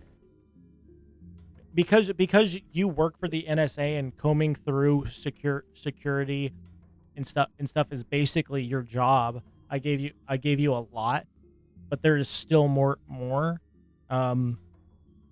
It does say that it would probably take you several days to comb through it, but because you have such a high computer science skill, and you guys have all of this right here in front of you, you don't have to like sneakily comb through it, going in and out of the law firm building for several days.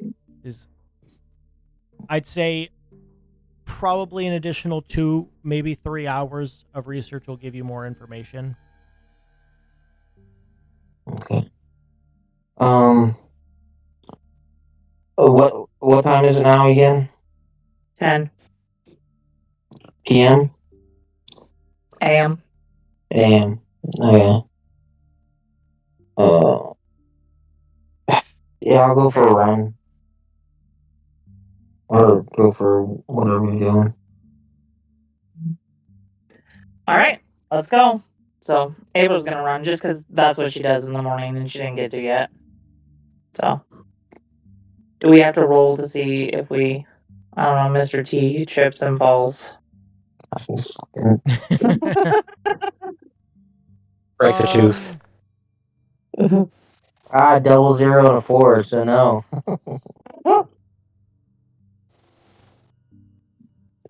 This has been a Fucking he always gets the bad rolls, yeah, and then you- I'm the Oh one my that. god, but I would fail it because I got a 95 over 51. I'm That's guessing. not I'm right. guessing. I'm guessing you're doing athletics. Yeah. Yeah. I'm gonna say that you don't really trip up, but you get lost in thought about the fact that,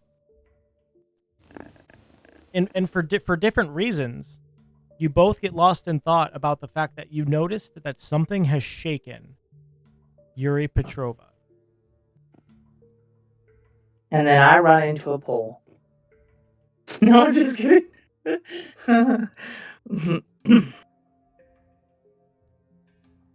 Because April, you like pushing his buttons. Yeah. And even with all of the poking and prodding you've done and everything you've seen with this man present, whether it was everything that happened in Yosemite with the Kunyani and the child, or the majestic presence at Plot Air Force Base, and the Gray's aliens, and that weird creature, and now everything you guys are seeing with all this, nothing has phased him. But he came out of a bedroom, clammy, shaking, and sweaty. And Mr. T, you know, just from a few interrogations you've had to do for the NSA, and how you know how to read people's voices. He woke up from a night terror, and he lied to you about what was going on.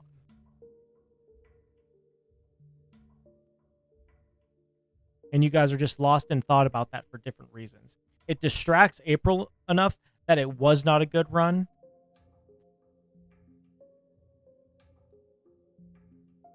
And Yuri and Quinn just focuses on it, to the fact that he's probably able to keep April from actually tripping and falling or running into a pole. But you don't focus on it as much as she does. Quinn has a good run, and he also keeps April from getting in a sprained ankle or something. How does Yuri's shower go? Well, I'll say it's like a 30-minute run for you guys, ish, unless you want it to be longer. No, I think that's good. That's probably like 3 miles, maybe 4.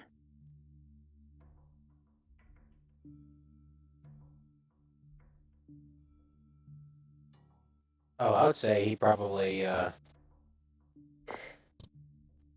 stereotypical shower after trauma, like kind of like leaning on the wall and letting like the water just pour over him. In a moment of overwhelming stress, after losing 5 or more sanity in a single roll, your agent loses self-control. Temporary insanity. Time. You cannot control your agent's actions. Your primitive brain switches to pure panic. Flee, struggle, or submit. Work with a handler to determine what it does.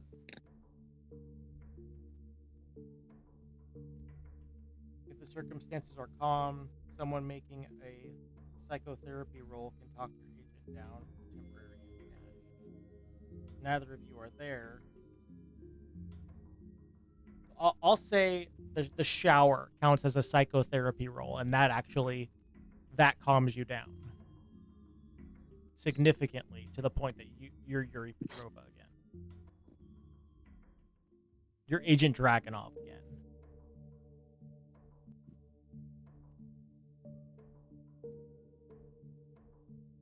Because that encounter with the Dimensional Shambler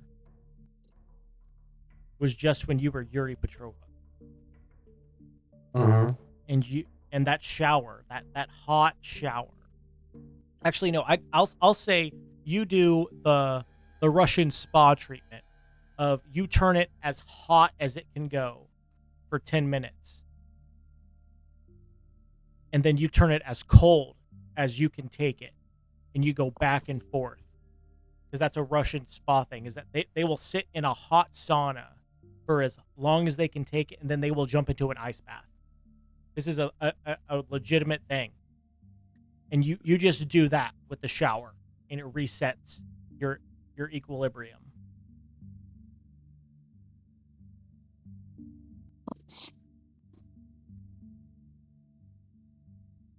Because this isn't really a tense moment. You're in a safe house. And I'll say that kind of acts as like a psychotherapy role in itself. Because all this happened also in a dream sequence as well. Mm-hmm. But as you end your shower and they come back from their run,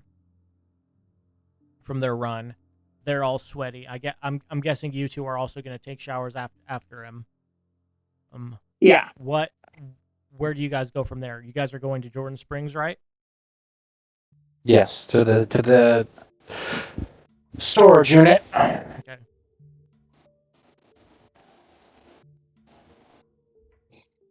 Any plans on what to do once you guys get there, or you're just going there and like winging it? Investigate. Okay.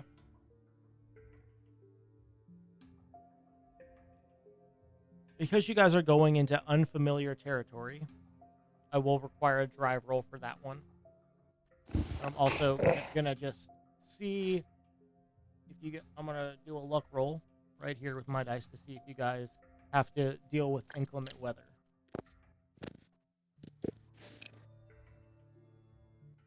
That's an 83, so it's clear. You have no issues, unless you just roll terribly. No, it's a 33. Yeah, you guys get there. My two rolls are a crit fail and a crit success. Yeah, that you have no issues. You put back on the persona of Agent Dragonov. You're back in the zone.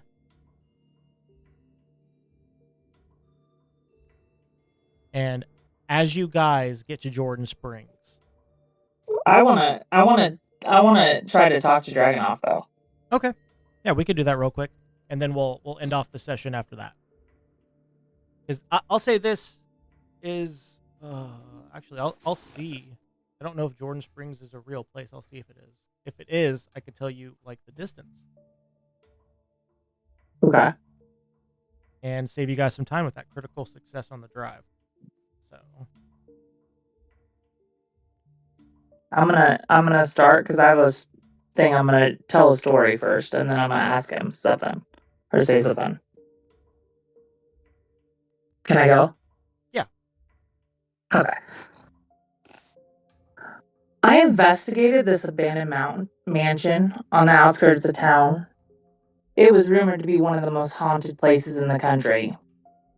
People say that back in the 1920s, a wealthy family, the Blackwoods, performed dark rituals in the basement, summoning an entity that drove them mad. I was exploring the house. I started hearing whispers in the walls, always just out of earshot. So I set up the equipment, trying to capture some evidence. One night, I recorded this strange, whispery voice repeating a phrase. Get all you still can. All of a sudden, I felt this pain down my back. I ran out of that house I had the scratches for 2 months. Some say that on certain nights you can still hear the Blackwood family screams echoing from their house. Others claim to have seen their ghostly figures still trapped in the basement, forever bound to that entity they unleashed. I don't know what's true, but I do know I'd never set foot in that house alone again. I've seen you take down monsters without breaking a sweat. What got you rattled this morning? I just looked it up real quick. From Washington, D.C. to Jordan Springs, Virginia, depending on the route you take, is either an hour 46-minute drive or an hour and 22-minute drive. So you guys make it there in an hour and 10 minutes. You shave a good amount of time off of it because there's no weather, there's no traffic on the route you take, so you guys get there in just over an hour.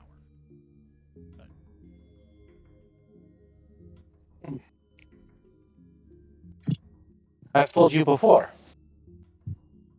There are things in life that even someone who is cold, calculating, heartless, unemotional, soulless, even these people have their boogeymen. I didn't always have the fortitude to look at horrible things and shirk it off like it was any other Tuesday. I have my own demons. I have my own things that weigh on me. And sometimes, in the dark of the night, they come back. Do you want to talk about it? Not necessarily. Oh, all right, Things- tough things- guy. You're not gonna crack under the pressure, are you? No. But I will say, this is what? Your third assignment? Yep. Fourth assignment? I've been on more assignments than I can count at this point. And I've been in the service for to Russia, America. I've been on lots and lots of op.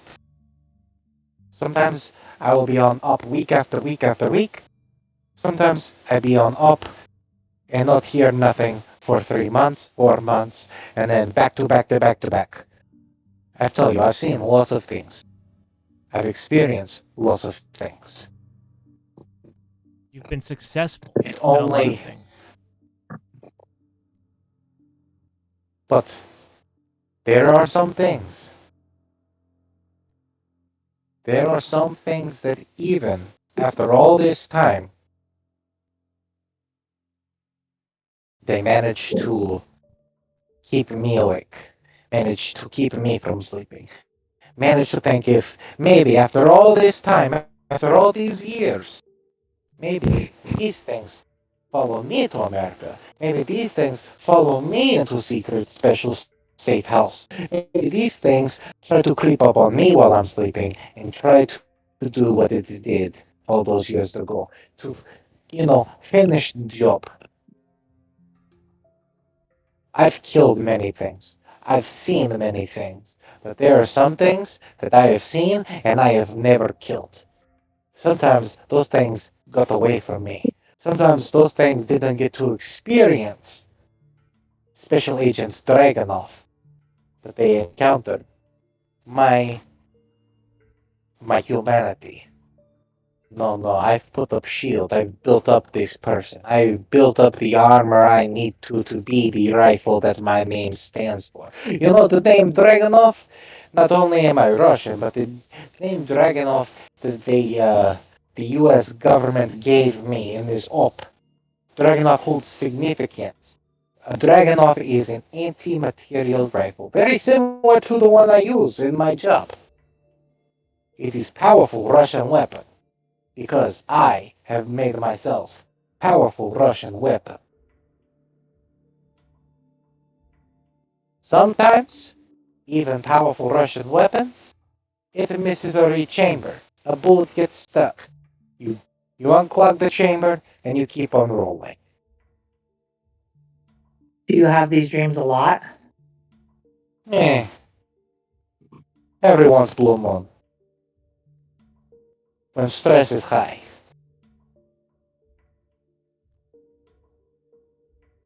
So you're good?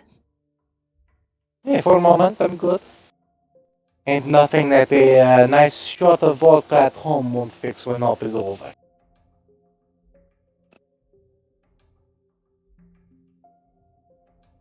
Okay.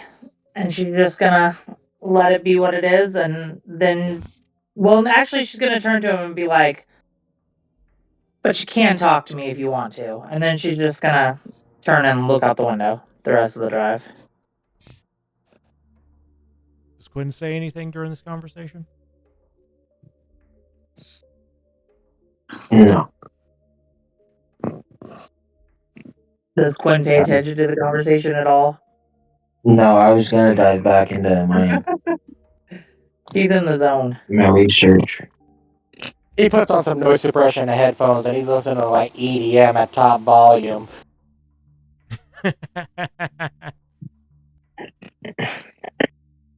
Okay. Yeah, I can give you guys the last little tidbits of that research before we end off as well. Give me 1 second.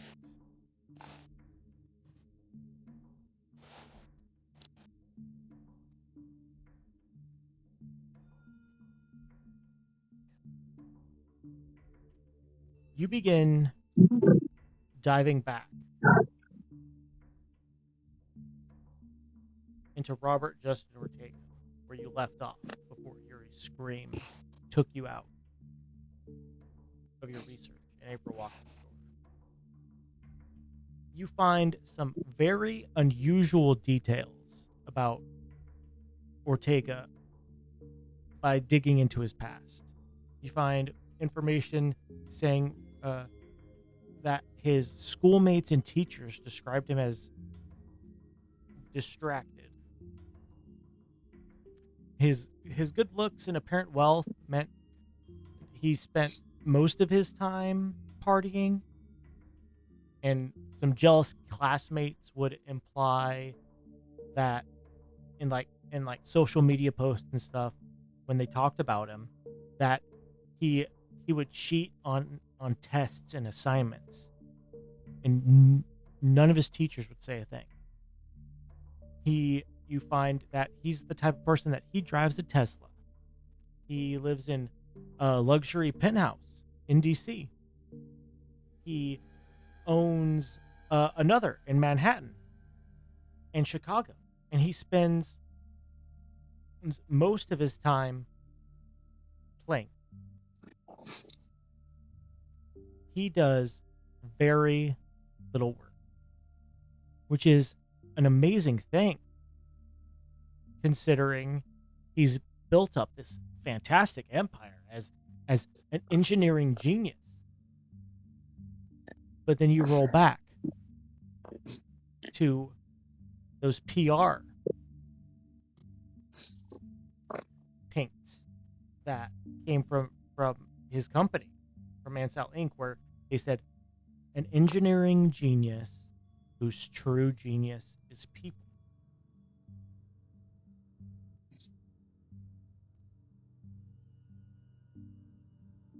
He very rarely visits the offices of Ansel.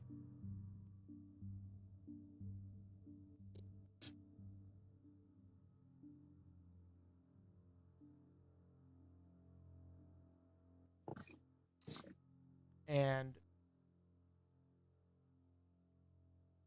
you don't really get much more from him from that. You get the feeling that to actually get more information on Ortega himself, you guys would probably have to start. Once you get back to DC, if you guys go back, you would probably have to follow him around for a little bit and kind of see if you could talk to him, maybe. But on that deep dive, you just do like a social media deep dive on him and just find all this dirt about how he's supposed to be this huge like chemical engineering genius. Like his father, his you know.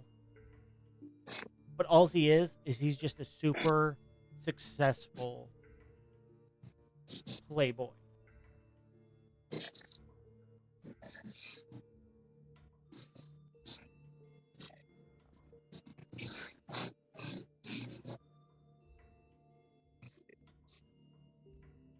I feel like I don't know. I feel like he's portraying himself or he's like the poster boy. He's just up front, like the Yeah, person that's up front he's for the he's people behind him. he's the Steve Jobs, and you're getting the feeling that there's a Wozniak somewhere in the background that's just not being mentioned, or something. Something is the Wozniak, and he's just the Steve Jobs. And as you start going further, and especially considering you guys are headed to a storage facility that he's in control of, you start looking into what you might expect there. And with your yet again your super high computer science and your NSA background, it's nothing for you to find out what you guys can possibly expect when you get there. You find that he does employ a security company called Solon Security, and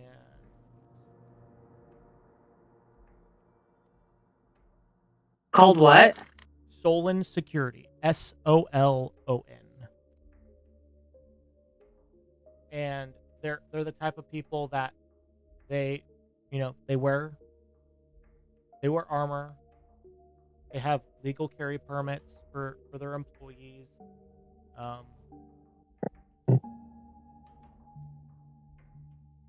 And you find that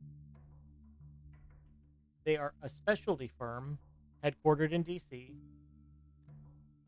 kind of enmeshed in a web of legal documents and contracts to make it like even as you go away from Ortega and start looking into this area, you find that like there's a web, and I mean like a huge spider web of legal documents and contracts that make it like nearly impossible to locate the actual owner.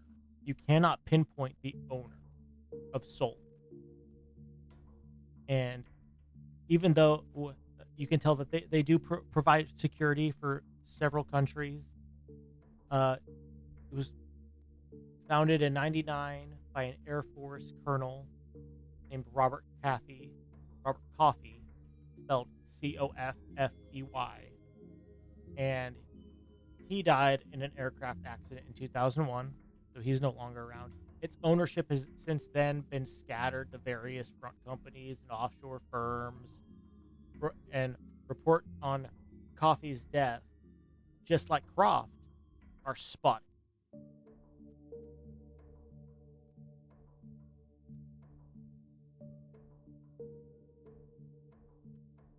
You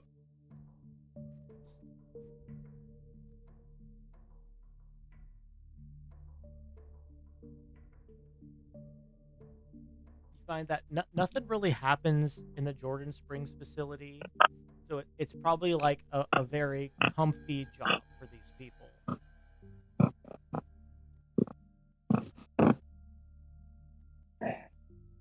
You can't really find anything about like how many personnel are stationed there, or what the facility looks like at this moment.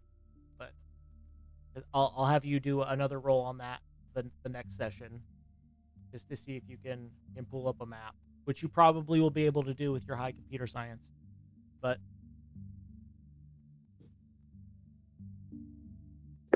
you get the feeling that this is just like a cozy job for the people that work there,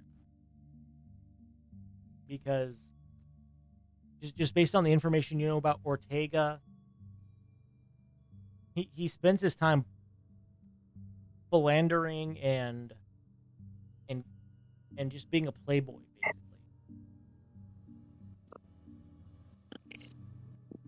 Yeah. And with all of the information that Quinn is gathering, as you guys drive there, and it only takes you guys an hour to get there. April and Dragonov share this moment where they come to you two come to this small understanding about each other from just the tidbits you guys get from your interactions with the paranormal, the paranatural, the extra natural, the supernatural, whatever it is that you guys are encountering with Delta Green and SV8 and before that. You guys get to Jordan Springs, no issues. And we're going to end off there. Do we upgrade our skills? No, you guys did that last session and it hasn't been a full in-game day. Okay.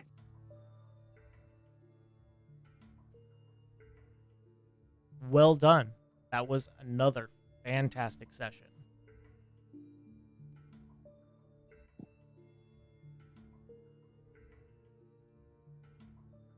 Yeah, it was good. I like how it was all improv based on me saying the Dream Worlds and that we finally got a crack on Yuri Petrova.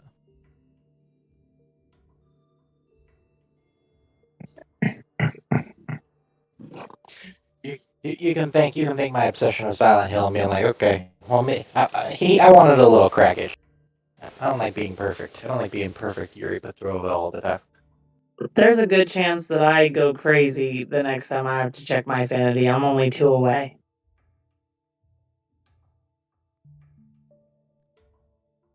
Well, temporary insanity only occurs if you roll a 5 or more on a sanity loss, and if you reach your breaking point. Yeah, my breaking point is 44, and I'm currently at 46. If you reach your breaking point, you get a disorder of some sort, whether there's optional rule with that.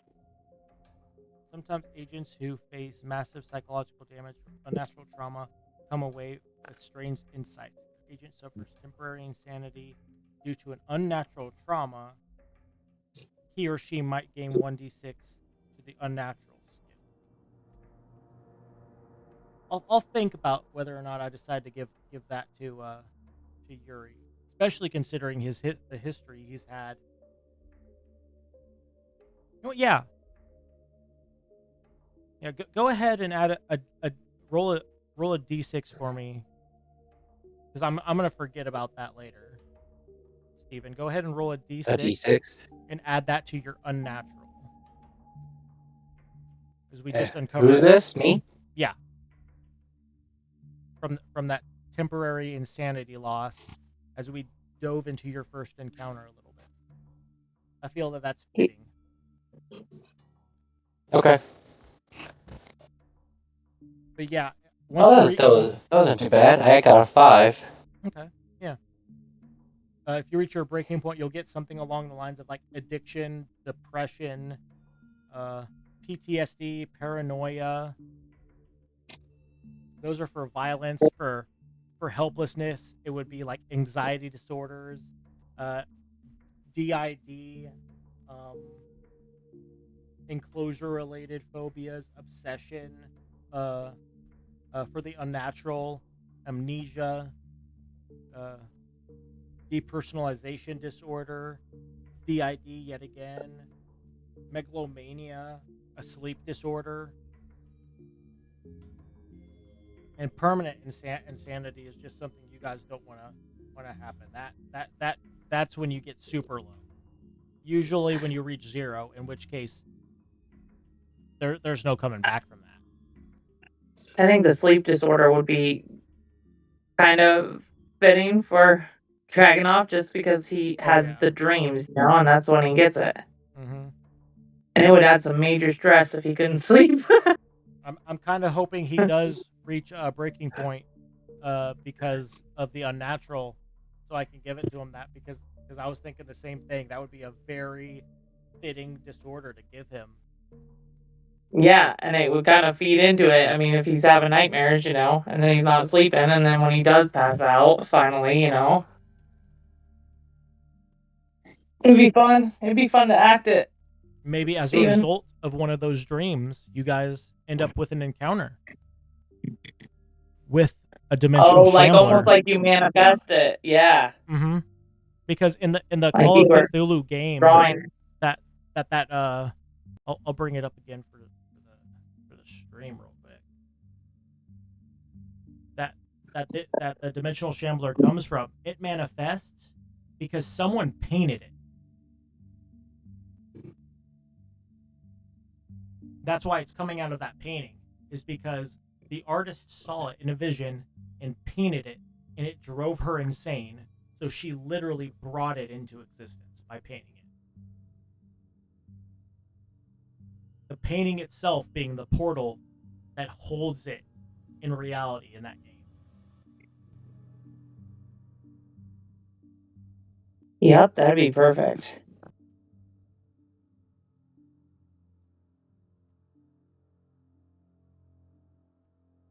And bring some drama. Mm-hmm. Definitely.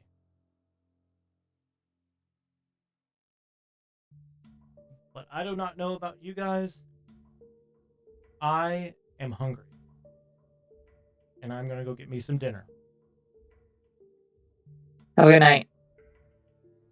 You guys have a good night. And just remember, we may not be playing next weekend because me and Caitlin are going to be going down to the courthouse on Friday. So I'll leave it up to her whether or not we do, even though it'll technically be my birthday. Okay, well, congratulations and let us know. And love you. Will do. Love y'all. Love y'all. We'll talk to you later. Later.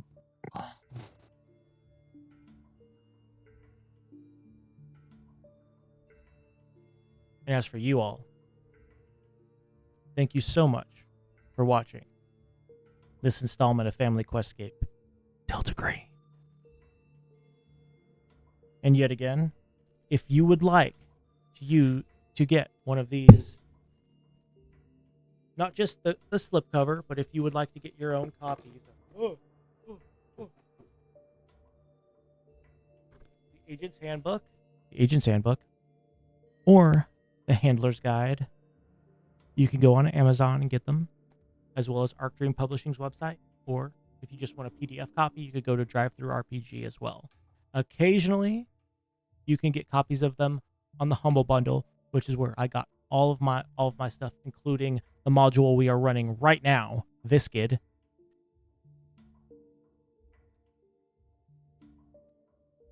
And join the fun, because Delta Green needs more eyes. It needs more people playing it. Same thing with Call of Cthulhu, which is how this game originally started. It was an offshoot of Call of Cthulhu for the modern day. So games like this need more love, especially with how prevalent Dungeons and Dragons is. Not that I don't like D&D. I started my journey on D&D. I just don't think it's a good starter tabletop game. That's just my hot take on it. I think there are way less complex games to start your tabletop journey than D&D. But yet again, thank you all for watching, and we'll catch you next time.